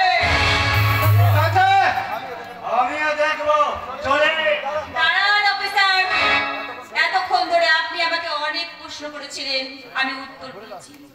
এবার আমি কোনো প্রশ্ন করব, আপনি তার উত্তর দিয়ে যাবেন। আমি শুনেছি আপনার নাকি একটা অল্প বয়সী মেয়ে আছে। তা যদি কেউ আপনার মেয়েকে প্রকাশ্য দেবালকে অসম্মান করত, তাহলে আপনি কি আপনার মেয়েকে এই প্রশ্নগুলো করতেন তো? হ্যাঁ। ধর্ষণ করার সময় ওই আসামি আপনার মেয়ের শরীরে কোথায় কোথায় হাত দিয়েছিল? ধর্ষণ হয়ে যাওয়ার পর আপনার মেয়ের শরীরে কাপড় ছিল কিনা? ধর্ষণ হয়ে যাওয়ার পর আপনার মেয়ের শরীরে কোথায় কোথায় রক্ত বেরিয়েছিল? এই প্রশ্নগুলো করতেন তো আপনার ওই ডায়েরিতে, এই প্রশ্নগুলোই। বাবা, নিজের মেয়ের কথা শুনে ভীষণ কষ্ট পাচ্ছেন তাই না? ভীষণ বুকে বাজছে তাই না? কিন্তু একবারও কি ভেবে দেখেছেন যে মানুষটা নিজের স্ত্রীর গায়ে হাত তুলতে পারে, সেই মানুষটা যখন তখন আপনার পেটেও লাথি মারতে পারে? বিশাল ঠিক কথাই বলেছে। আপনি যে এই পোশাকটা পরে আছেন, এই পোশাকটা দুর্গাপূজা অথবা ঈদ উপলক্ষে কিনা পোশাক নয়। এই পোশাকটার যে এই সমাজে অনেক সম্মান আছে। কেন কেন এই পোশাকটার আপনি অসম্মান করছেন অফিসার? সঞ্জীব বাবু, আপনি দয়া করে এখান থেকে যান প্লিজ। কোনো তদন্তের প্রয়োজন নেই। আমি চাই না ফুলকিনকে নিয়ে আর কষ্ট আলোচনা করুন। তদন্তের নামে এসব প্রয়োজন আপনি বন্ধ করুন প্লিজ। দাঁড়ান অফিসার, সত্যি ঘুষের টাকার জন্য আপনি নিজের চরিত্র আর পোশাকটাকে বিক্রি করে দিয়েছেন। এবার দেখছি সুযোগ পেলে আপনি আপনার বউ ও বাচ্চাটাকেও বিক্রি করে দেবেন। তা আপনার একটা ফটো দেবেন, আমি বাঁধিয়ে রাখবো। বাড়িতে বসে বসে বড় বড় কথা সবাই বলতে পারে, কিন্তু রোদে পুড়ে বৃষ্টিতে ভিজে ভোটে লড়াই করতে গেলে বোঝা যায় আসল নেতা হওয়াটা কতটা কঠিন। Anyway, আজ তোমাদের দিন। তোমরা বললে যেদিন আমার দিন আসবে সেদিন আমিও বলবো। অনেক হয়েছে ফুলকি, অনেক হয়েছে। আর নয়, আজ ফুলকি ভারী হয়েছে। গ্রামের পাশে মজা দেখে চলে আসবে। তাহলে চলো ফুলকি, চলো তোমাকে নিয়ে আমি কলকাতা চলে যাই। ওই বিলাস বর্মনকে শেষ না করে আমি কলকাতা তো দূরের কথা, এই পাশের গ্রামেও যাব না। এই তো মাতব্বর মতো কথা। অসুর নিধন যজ্ঞ শুরু হবে, ওই শাশুড়কে বধ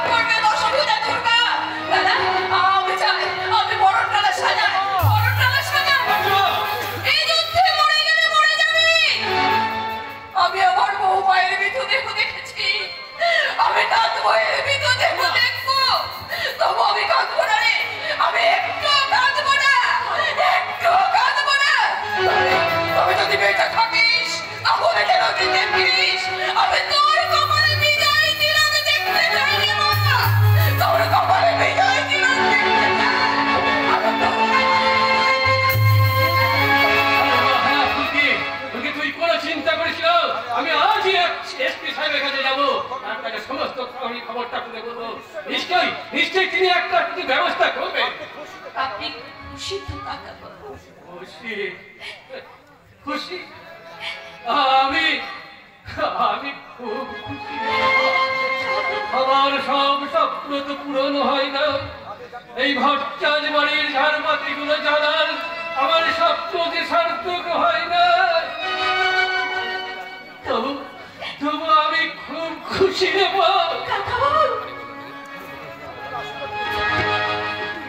লড়াইয়ে জিতবি নেব, এতেই আমি খুব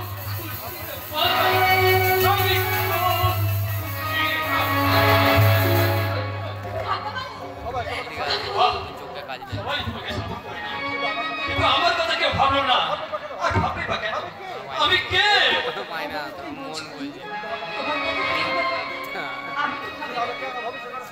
তাহলে কেন ভবিষ্যৎ করার যে স্বপ্নটা আমি দেখছি তাকে তুমি দুঃস্বপ্ন করতে চাইছো?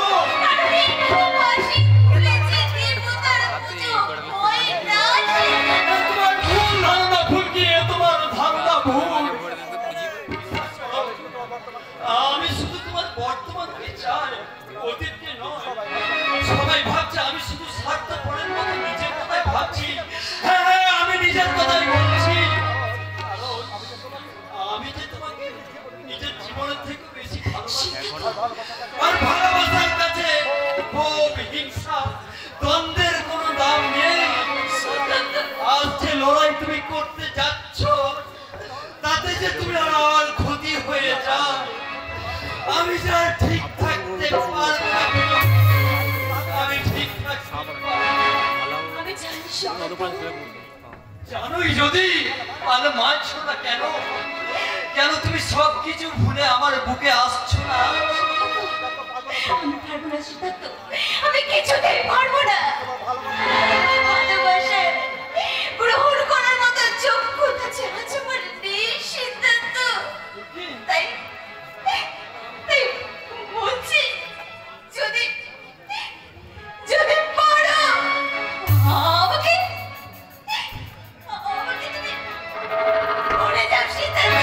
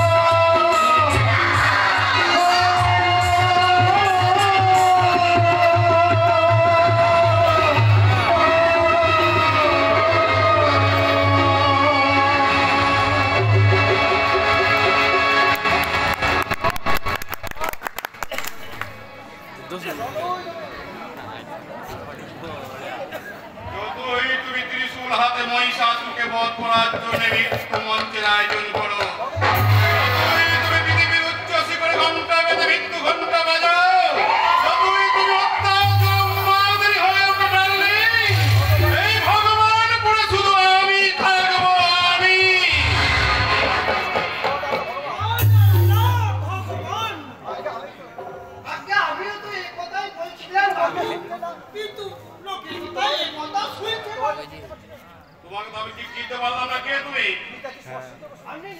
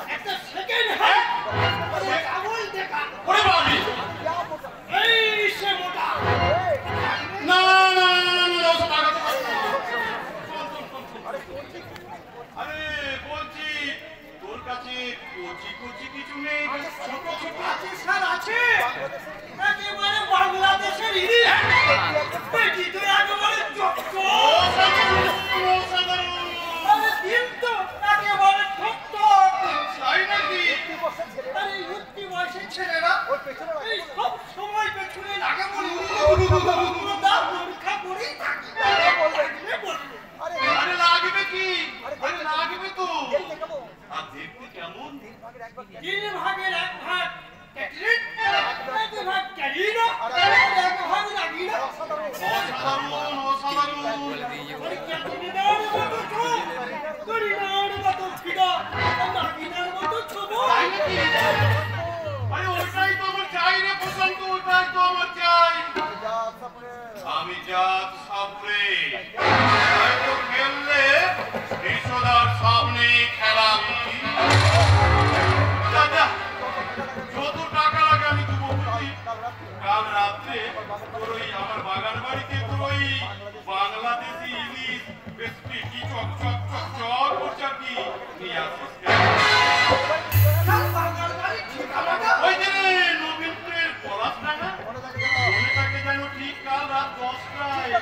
চিন্তা করবেন না স্যার, মোটেই চিন্তা করবেন না। আপনার জন্য আমি কাল একেবারে জ্যান্ত ইলিশ নিয়ে পৌঁছে যাব। আরে শোন শোন শোন, তুমি এই দিক থেকে কেটে পড়ো কেমন? আর কাল ঠিক রাত 10টায় তোমার সঙ্গে আমার দেখা হবে। Okay sir. আর আমরা কি খাবেন এখন থেকে চিন্তা করব। বাবা না পাতুরি, আর আপনারা বলতে পারে এই না হলে আমার ভাগ্য। এই নাম দুর্ভাগ্য। সত্যি কাকা বাবু, আমি আপনার জন্য এত কিছু করছি আর আপনি আমাকে চিনতে পারছেন না। আমাকে দেখেছো কেন তাই তুমি বলো বিলাস? এ কি রে সপু, কাকা বাবুকে কিছু বলিসনি? আরে উনি তো আসতেই চাইছিলেন না, আমাকে জোর করে আমি এখন নিয়ে এলাম। তা কখন কথাটা বলবো বলুন? এই কাকা বাবু, আপনি আমার উপর রেগে আছেন কেন? আরে আপনি তো শুনেছেন যে ফুলকিকে প্রকাশ্য দিবালোকে আমি ধর্ষণ করেছি। বিশ্বাস করুন কাকা বাবু, আরে আমি যা কিছু করেছি সবই আপনার জন্যে। আমার জন্য? হ্যাঁ কাকা বাবু, আপনার জন্যে। আর কদিন বাদই তো পঞ্চায়েত নির্বাচন, আপনি ভোটে দাঁড়িয়েছেন। এবার ভাবুন ওই সিদ্ধার্থর সঙ্গে যত তাড়াতাড়ি পারবেন ফুলকির বিয়েটা দিয়ে দিন। তারপর ধর্ষিতা বৌমাকে আপনার বৌমা বলে স্বীকার করেছেন বলে জনগণের সামনে আপনার পাবলিসিটি অনেকটা বেড়ে যাবে। তারপর সেই ধর্ষিতা বৌমাকে নিয়ে আপনি জিপে করে রাস্তায় রাস্তায় ঘুরে বেড়ান, স্টেজে স্টেজে ভাষণ দিন। দেখবেন বিরোধী দলের নেতারা আপনার সামনে দাঁড়াতে পারছে না আর আপনার সব ভোটটা আপনার বাক্সে। একটা ফুলের মতো নিষ্পাপ মেয়ের ভবিষ্যৎ নষ্ট করে তুমি আমার ভবিষ্যতে আরো জানতে চাইছো রাস্তায়?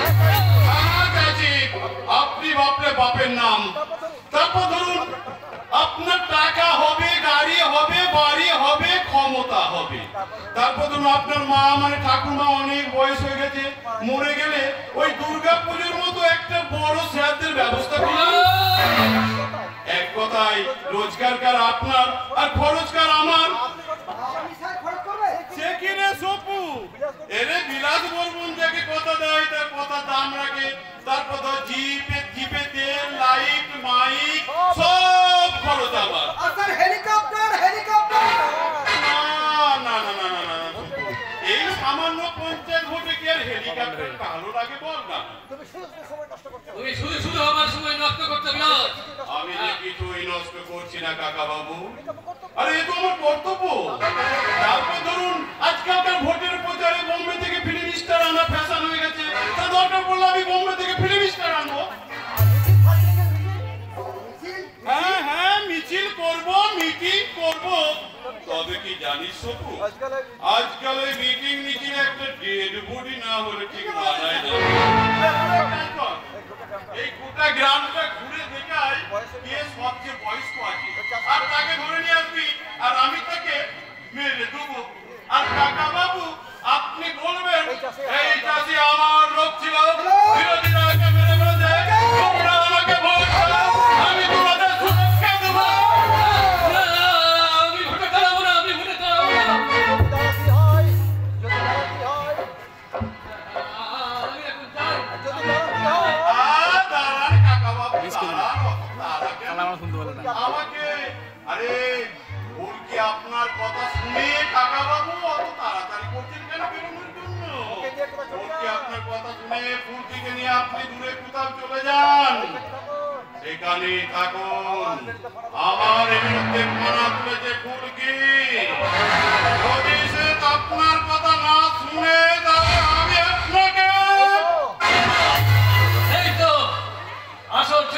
তোমার বেড়ে গেছে। তোমার আসল চরিত্রটা বেরিয়ে গেছে। কান খুলে শুনে রাখো হারামজাদা, তোমাকে যতদিন না আমি হাতে হাত করা করিয়ে এই গ্রাম থেকে ধরে নিয়ে যাবো ততদিন পর্যন্ত আমার শান্তি নেই। কাকা বাবু দয়া করে কথাটা শুনুন। না না আমি চলি। কাকা বাবু কেন? আরে অন্তত আমাকে নামটা একটু করতে দিন।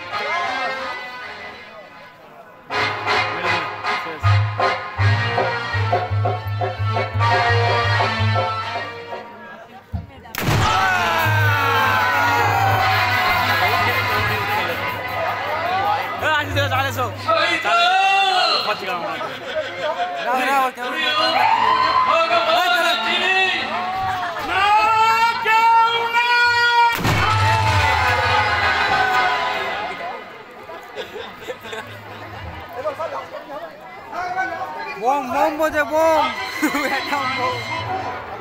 আরে আমার সঙ্গে থাকতে থাকতে তুই যেন কেমন কঠিন হয়ে গেছিস।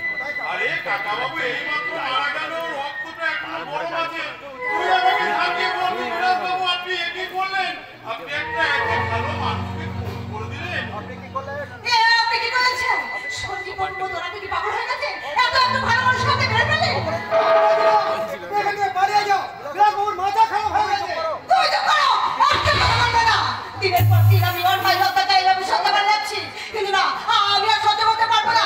আমি মানছি বিরাট বাবুর কাছে আমি চাকরি করি, তারপরেও আমি বেতন নিই। যদি আমার মনে নয় যে আমি দিনের পর দিন এই অন্যায় অত্যাচার সহ্য করে যাবো, আমি কি মানুষ নাকি আমি একটা প্রতিবন্ধী হয়ে আমাকে সারা জীবন এইভাবে থাকতে হবে?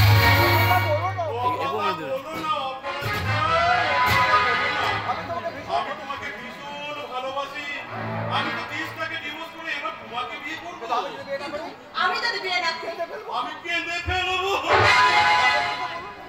এমন কথা বলো না অপরাজিতা। আমার শয়নে স্বপনে নিদ্রায় জাগরণে শুধু তুমি আর তুমি। আমি চোখ বন্ধ করলেই দেখতে পাচ্ছি কি দেখতে পাচ্ছি? ভলকির দলে নাম লেখাতে কাল সকালে তুমি নদী পাড়ে গিয়েছিলে। ওই ফুলকি আর সজলের মা বাবাকে যে আমি খুন করেছি সেটা তুমি ওদের বলে দিয়েছো, তাই না? আমি বলছি না, বলছে সপু। কি রে বল? তুই নদী পাড়ে গিয়ে ফুলকির সঙ্গে কথা বলছিলেন। হ্যাঁ, সপুকে আমি ঠিক এই কথাটাই বলেছিলাম যে সপু তুই অপুর মতো দেখতে অন্য কোনো মেয়েকে দেখে ব্যাপার না।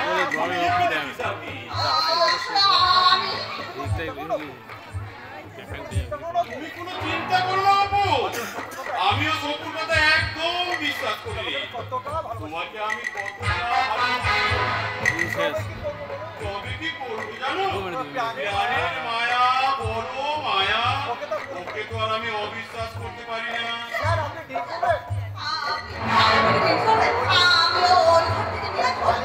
তুমি পালিয়ে যেতে চাইছো আমার কাছ থেকে? যাও যাও যাও যাও যাও যাও যাও, তুমি ও বাড়িতে গিয়ে বসো, আমি সপুর সঙ্গে কথা বলে যাচ্ছি। কেমন? আমাদের ভালোবাসা চিরদিন রয়ে যাবে।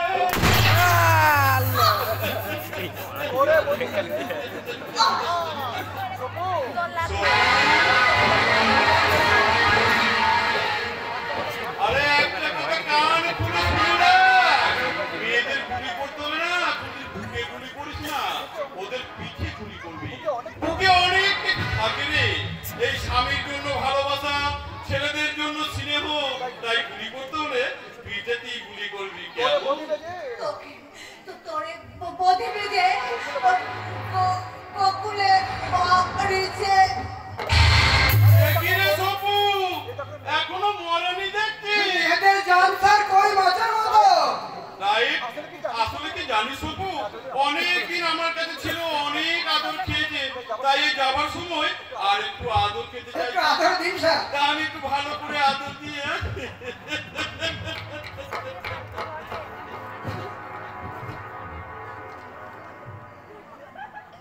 যেখানে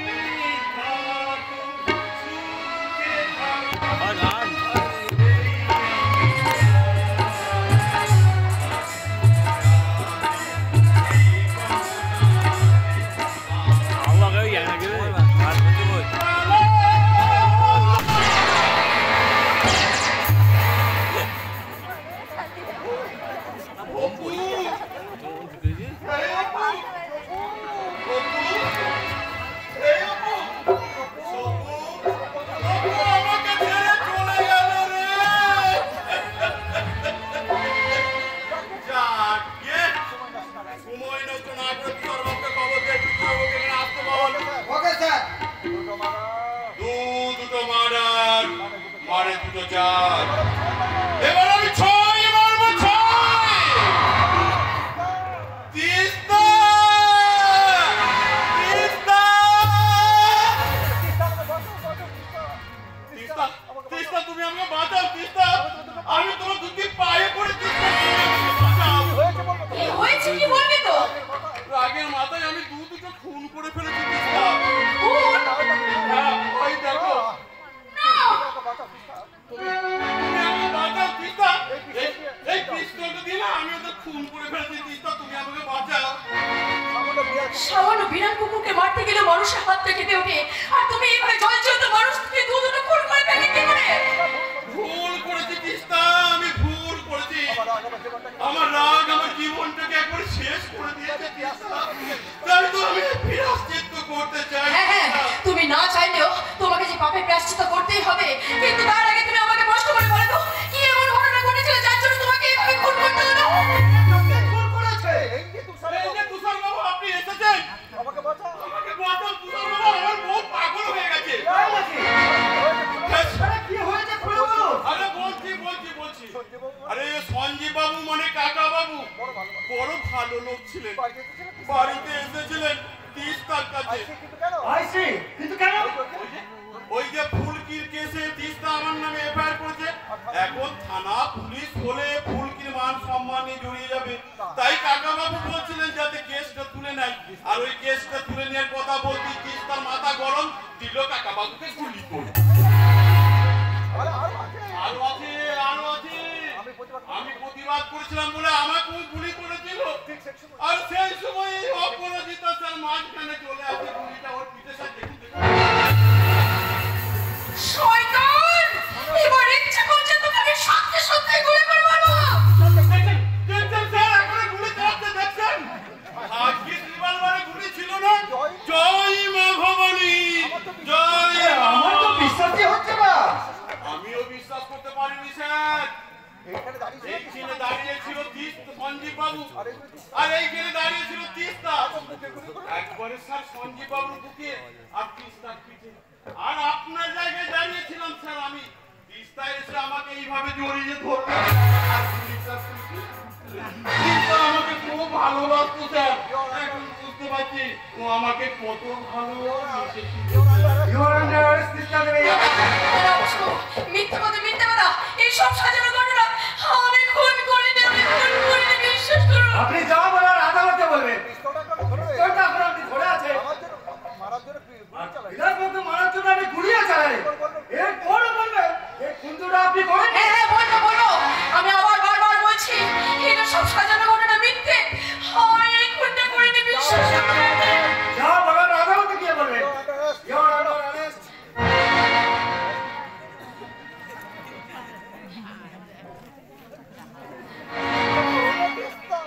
চিন্তা করো না তিস্তা, তুমি আমাকে ভালো না বাসলেও আমি তোমাকে খুব ভালোবাসি।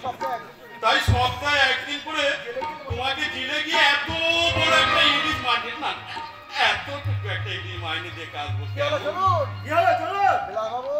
বিলাস বর্মন, দিন শেষ হয়ে গেলে যেমন প্রদীপের আলোটা একটু বেশি করে মাথা নাড়িয়ে ধপ করে জ্বলে ওঠে, নিভে যায় না, সেরকম তোরও জীবনটা এরকম ছাড়খাড় হয়ে যাবে।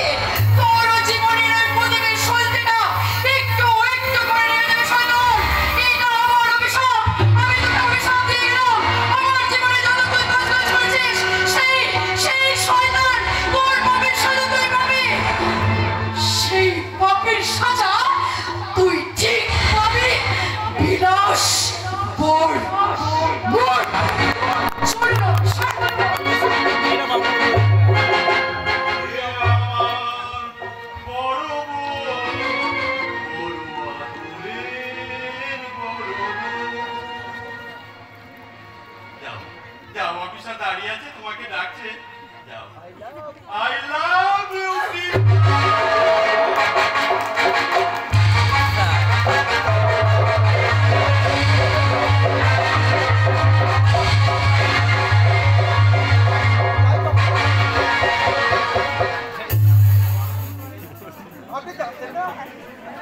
আপনি জানতেন না স্যার পিস্তলে 5টা গুলি আছে? ওই কেলানে না জানলে কি আর রিভলভারটা এমনি তিস্তার হাতে দিলাম? তা কেমন খেললাম বলতো? আমি অনেক শুয়ারের বাচ্চা দেখেছি স্যার, কিন্তু আপনার মতো কোনো শুয়ার আমি মাতুরি করে গোবর আরে পায়ের ধুলো নিবি, দিতে তো সব সময় রাজি রে। নে পায়ের ধুলো নে।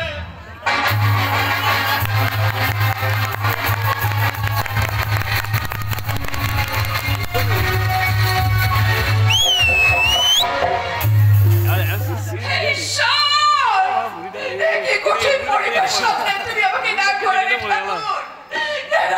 কেন প্রথমে তুমি আমার বৌমাকে কেড়ে নিলে, তারপর ছেলেটাকে কেড়ে নিলে। এতই তোমার খিদে, এতই কেন তোমার খিদে? তাহলে আমাকে খেলে না কেন? চন্দনকে পাঠিয়ে দিতে, আমি হাসতে হাসতে চলে যেতাম। কেমন করে শান্ত হবো রে, কেমন করে শান্ত হবো? আমার চোখের জল শুকিয়ে গেলে মনটাকে আমার কিছুতেই শান্ত হবে না। আমার আঁচল যে খালি হয়ে গেছে রে মা। এমন পোড়া কপাল নিয়ে আমি ছুটবেছি, আমি বেঁচে রইলাম আর ওই টাটকা প্রাণ আমার ছেলেটা চলে গেল। বাবা চলে যাননি ঠাকুমা, বাবাকে ওই বিলাস বর্মন খুন করেছে। আর দাদা তোমরা সবাই কাঁদছো কেন? কেন চোখে জল ফেলছো? আমার বাবা তো বীরের মতো মারা গেছে, আর বীরের আত্মীয়দের কাঁদতে নেই। মোছো, চোখের জল মোছো। সিদ্ধার্থ, আমি গ্রামে আসার পর থেকে কি সব হয়ে গেল। কাকা বাবুকে ওরা না দিদিমণি না, তোমার কোনো কিছু হয়নি। হয়েছে এই গ্রামে শুধু কাকুদের জন্য। সেদিন থেকে ওরা প্রতিবাদে ঠাট্টা তুলতো, তাহলে এভাবে কখনো চলে যেত না না না, কিন্তু না আর নয়। ওই শয়তানটা আমার উপর প্রতিশোধ নিয়েছিল, একে একে সবাইকে ধ্বংস করতে চাইছে। কিন্তু আর না, আর এবার আমার জীবন নিয়ে আমরা ছিনিমিনি খেলতে পারবো না। পারতে হবে তোমাকে, ফুলকি পারতে হবে। হ্যাঁ, এতদিন আমি তোমাকে বারণ করেছিলাম, কিন্তু আজ আমি তোমাকে বলছি ওই জানোয়ারটাকে কুপিয়ে কুপিয়ে কাটো। অস্ত্র লাগলে আমি দেব, তবু তুমি ওকে শাস্তি দাও, চরম শাস্তি। আমার ছেলেকে যারা কেড়ে নিয়েছে আমার কাছ থেকে, তাদের তুই ছাড়িস না রে মা, ছাড়িস না। তুই আমাকে কথা দে মা, কথা দে। আমার ছেলে ওদের ফোটা রক্তের হিসাব তুই কষবি। তোমরা সবাই আমার স্বামীকে মেরে ফেলার জন্য প্ল্যান সাজাচ্ছ, তাই তো? আমিও তোমাদের সাথে এসেছি। তোমাদের ওই ন্যায়ের পতাকায় ন্যায় হয়ে তোমাদের মতো আমিও স্লোগান দিতে চলে এসেছি। তুমি এখানে? কিন্তু আমি তো শুনেছিলাম যে ওই ঘুষখোর পুলিশ অফিসার মিথ্যে বদনাম দিয়ে তোমাকে জেলে নিয়ে গেছে। নিয়ে গেছিলাম, ফেরত না। তুষার বাবু, তোমার এক ছেলে তোমার কাছ থেকে চলে গেছে মা, কিন্তু এই খারাপ ছেলেটা ভালো হয়ে আজ তোমার কাছে ফিরে এসেছে। যা তোমরা জানো না, ছোটবেলা থেকে আমার গায়ে কেউ হাত তোলেনি। আমি যা করেছি সবাই তা মেনে নিয়েছে। আমার অন্যায়কে সবাই সাপোর্ট করছে। পাপ পুণ্যের পার্থক্যটা কেউ কোনোদিন আমায় বোঝায়নি। কেউ আমার সামনে দাঁড়িয়ে শাসনের অধিকার নিয়ে কেউ বলেনি তুই যা করছিস ভুল করছিস, কিন্তু বড়দের অধিকার বোধ থেকে সেদিন আমার গালে চড় মেরেছিলে। মাগো, যেদিন প্রথম এই পোশাকটা পরেছিলাম, চোটটা যদি সেদিন মরতে, তাহলে তোমাদের এই তুষার পাল ঘুষখোর পুলিশ অফিসার হয়ে যেখানে সেখানে হাত পাততো না। সেদিন যাওয়ার সময় বলেছিলাম না, আমার বলার সময় হলে আমি বলবো। আজ আমার সে সময় এসেছে। ওই স্কাউন্ডারটার সামনে বৌদিকে অ্যারেস্ট করার নাটক না করলে বৌদিকেও যে কোনো ভাবে মেরে ফেলতো। হয়তো আমাকেও ছাড়তো না, হয়তো গ্রেফতার করার নাটক করে বৌদিকে আমি থানায় নিয়ে গেছিলাম ডেকে, কাগজে কলমে কোনো কেস সাজায়নি। খুব ভালো করেছে। এক গলা গঙ্গা জলে দাঁড়িয়ে কেউ যদি বলতো, তাহলে আমরা বিশ্বাস করতাম না যে তিস্তা বৌদি খুন করেছে। পুলিশের চাকরি করছি, খুনটাকে করতে পারে আর কে পারে না সেটা বোঝার ক্ষমতা আমার আছে। আগুন লাগার আগে এই লক্ষ্মী প্রতিমাকে বের করে এই মন্দিরে প্রতিষ্ঠা করার জন্য। সেই ভুল বুঝতে পারলেন, কিন্তু বড় বড্ড দেরি করে ফেলেন, আর সেই ফুলের বাসল দিচ্ছেন আপনি না, দিতে হচ্ছে আমাদেরকে। জানি, আর তার জন্যই বলছি আমার যোগ্য আমি নয়, ক্ষমা আমি চাইতেও পারি না। তাই আপনারা যে শাস্তি আমায় দেবেন আমি মাথা পেতে নেবো। বলুন বলুন আমাকে কি করতে হবে? ফিরিয়ে দিতে হবে আমার ছেলেকে, বল পারবি? মা, ফিরিয়ে দিতে হবে আমার নাতির স্বপ্নকে, বল পারবি? মা, ফিরিয়ে দিতে হবে পূর্ণির সম্মানকে, বল পারবি? হ্যাঁ, আমি জানি এর কোনোটাই তোরা ফিরিয়ে দিতে পারবি না, কারণ যা গেছে তা তো আমারই গেছে।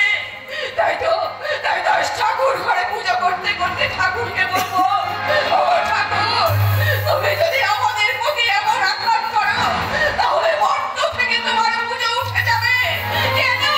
কেন পুজো করবো আমরা? আঘাত জামা যন্ত্রণা ছাড়া আর তো তুমি কিছুই দিতে পারোনি। আমরা যত কেঁদেছি তুমি তত বেঁচেছ ভাই, তাই মহারা আমি তোমাকে অভিশাপ দিচ্ছি ঠাকুর, আমাদের মতো তোমাদের চোখের জল শুকিয়ে যাবে, শুকিয়ে যাবে, শুকিয়ে যাবে। তুই শিখে ঠাকুমার সঙ্গে যা। ওই ঠাকুমার মৃত্যুর পর ঠাকুমা পাগল হয়ে গেছে। তুই সবসময় ঠাকুমাকে আগলে যা। প্রসাদ যা, দেরি করিস না, যা। তুমি নিশ্চিন্ত থাকো দিদিমণি, তুমি নিশ্চিন্ত থাকো। আমি এক্ষুনি ঠাকুমার কাছে যাচ্ছি। তবে হ্যাঁ, একটা কথা খেয়াল রাখো। হয়তো ছোট মুখে বড় কথা শোনা, তবু আমি বলছি ওই বুড়ি মানুষটা চোখে জলে পিছন হয়ে পড়বে ওই বিরাট ধরনের আর ওই পিছন পদে একবার যখন পা হরকে পড়বে তখন আর উঠে দাঁড়াতে পারবে না। বৌদি,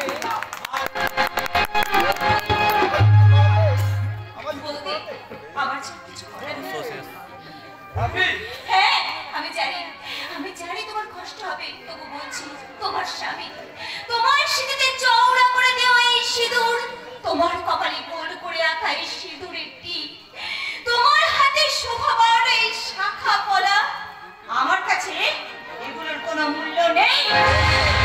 বেশ তো, কত চিন্তা করছিস কেন রে? স্বামী মারা গেলে স্ত্রীরা যে শীতের সিঁদুর, হাতের শাখা এইসব মুছে ফিরে ফেলে, আমি না হয় এই সমাজে একটু অন্যরকম বদল করে নিলাম। তাই আমার স্বামী এখনো বেঁচে থাকা সত্ত্বেও আজ আমি এই সমাজের নিয়মটা চেঞ্জ করে, বদল করে, আজ থেকে আমি আমার এই শীতের সিঁদুরটাকে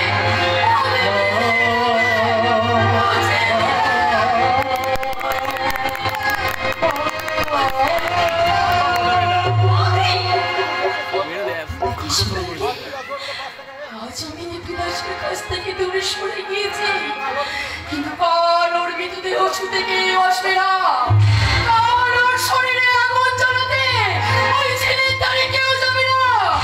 আর ওই বিলাসের শরীরের মাংসটা ওই ভাগাড়ে পড়ে থাকলেও ওই শুকুরেরা না খেতে পেয়ে মরে যাবে, তবে ওই শয়তানের ওই মাংস কেউ খাবে না, কেউ খাবে না। তাহলে আমি আজ চলি। ওই বিলাসের কাছ থেকে শেষ নিঃশ্বাসটা ছিনিয়ে আনতে। তুমি নিজের ঘরে তুমি নিতে পারো না? কোন আইনের কথা বলছেন আপনি? যখন ওই জানোয়ারগুলো আমার উপর অত্যাচার করছিল তখন আপনাদের আইন তো অত্যাধিক কার্যকর ছিল। যখন ওই জানোয়ারগুলো অধিকারীকে থেকে খুন করেছিল তখন আপনাদের আইন বিচ্ছাম নিচ্ছিল। যখন ওই শয়তানগুলো আমার কাকাবাবুকে অপরাধ থেকে খুন করেছিল তখন আপনাদের আইন প্রমাণ খুঁজতে ব্যস্ত ছিল। অফিসার, ছোটবেলায় আপনাদের আইনকে কেউ পোলিও খায়নি, আপনাদের আইন এই বড়বেলায় পঙ্গু হয়ে যেত না। আর আপনাদের আইন যদি সুস্থ থাকতো তাহলে দিনের পর দিন ওই নন্দী গ্রামে গণহত্যা চলতো না, দিনের এই হাহাকার। আর দিদি প্রিয়াঙ্কা দাসকে বাধা রেখে প্রাণ দিতে হতো না বারাসতের ওই রাজীব দাসকে। আপনাদের নেতারা শুধু রং দেখে বিচার করেন, রং। আপনার কি করার আছে আপনার? আপনি বড়জন ওই বিলাস বর্মনকে অ্যারেস্ট করবেন। চাইবে, বসবে তদন্ত কমিশন, দিনের পর দিন ধরে চলবে প্রমাণ জোগাড় করার চেষ্টা, সপ্তাহ পর সপ্তাহ ধরে চলবে চাকরি লেখার কাজ, মাসের পর মাস ধরে চলবে জেরা করা আছিলাই আড্ডাবাজি। তারপর জজ সাহেবের এজলাসে বিচার শুরু হবে। কালো কোট পরে লইয়া হবে তাদের সওয়াল জবাব। আমাদের মতো সাংবাদিকেরা সেই সওয়াল জবাবকে রসালো খবর বানিয়ে বাজারে খবর ছাপবে। ঠিক ঘড়ির কাঁটা 5টার ঘর পৌঁছালেই জজ সাহেব পরে তারিখ দেবে। এভাবে তারিখের পর তারিখ, তারিখের পর তারিখ, তারিখের পর তারিখ দিতে দিতে কেটে যাবে বছরের পর বছর। তারপর একদিন কেস ডিসমিস হয়ে যাবে। আপনি ভুলে যাবেন ইতিহাস, আপনি ভুলে যাবে খবর। কিন্তু আমার ফুলকি কি পারবে তার কপালে লেপটে যাওয়া কলঙ্কের কালিটা ঠাকুমাকে ফিরে পাবে তার হারিয়ে যাওয়া ছেলেকে? আমি কি ভুলতে পারবো আমার বাবার মৃত্যু? আমি কি ভুলতে পারবো আমার সেই সীতাকে, যে সবসময় আমার কাছে থাকতো, কষ্ট করে সংসার চালাবার জন্য অনুপ্রেরণা দিত? না না না, আমরা কেউ ভুলতে পারবো না, আমরা কেউ ভুলতে পারবো না অত্যাচারের কথা। কাল কেউটের মতো আমাদের উপর ছোবল মেরেছে, ও আমাদের জীবনটাকে অন্ধকারে ভরিয়ে দিয়েছে। ঠিক বলছো। ওই তো স্যার, আমি এসে গেছি স্যার। বলুন স্যার, কোন বর্ডারে ডিউটি করতে হবে স্যার? তবে স্যার, আপনি না পিস্তলটা আমার সরকার কেড়ে নিয়েছে স্যার। আপনি যদি একটি বার সুপারিশ করেন তার পিস্তলটা আমি ফেরত পাবো স্যার। আমার যেসব শয়তান হোক এই ঘরটির বুকে আঘাত হবে, তাদের বুকে বলবো জাহাঙ্গীরের গুলি।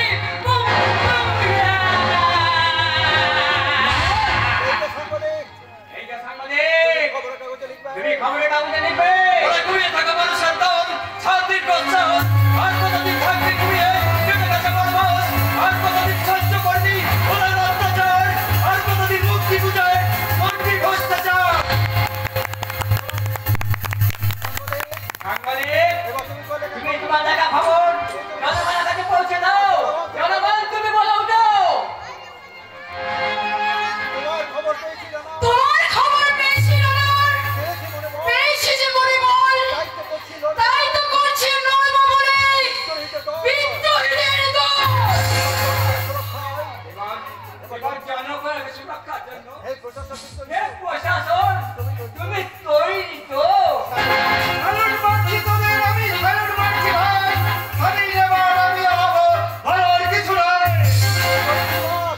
এই জমিত্রী মা, এই সাংবাদিক তোমার পাশে, জনগণ তোমার পাশে, প্রশাসন তোমার পাশে। তুমি থাকবে না রণক্ষেত্রের পোশাকে, ধরবে না হাতিয়ার। অন্ধকারে বুক চিরে আসতে ঘুমিয়ে আলো, বুঝে না সহ্য তো আছে আবর্জনার কালো। পায়ের নিচে কাঁপবে মাটি, কুঁচকে উঠবে ভুরু। স্বাধীনতার সত্তা ফেরাতে মুক্তিযুদ্ধ শুরু। আগুন ধরা শুরু। বাঁচার লড়াই শুরু। শপথ নিলাম ওরা, শপথ নিলাম, শপথ নিলাম ওরা,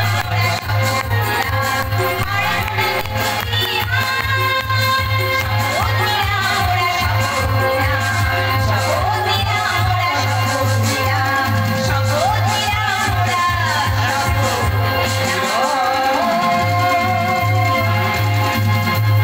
নিলাম।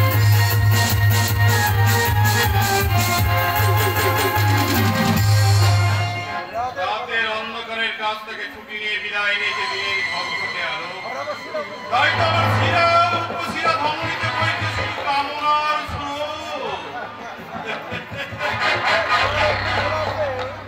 সেই ছুরাটা হয়তো সেই ভরা ভাদুরের ইলিশটাকে নিয়ে এক্ষুনি চলে আসবে। আরে এই জন্যই তো তোকে আমি এত ভালোবাসি। মালায়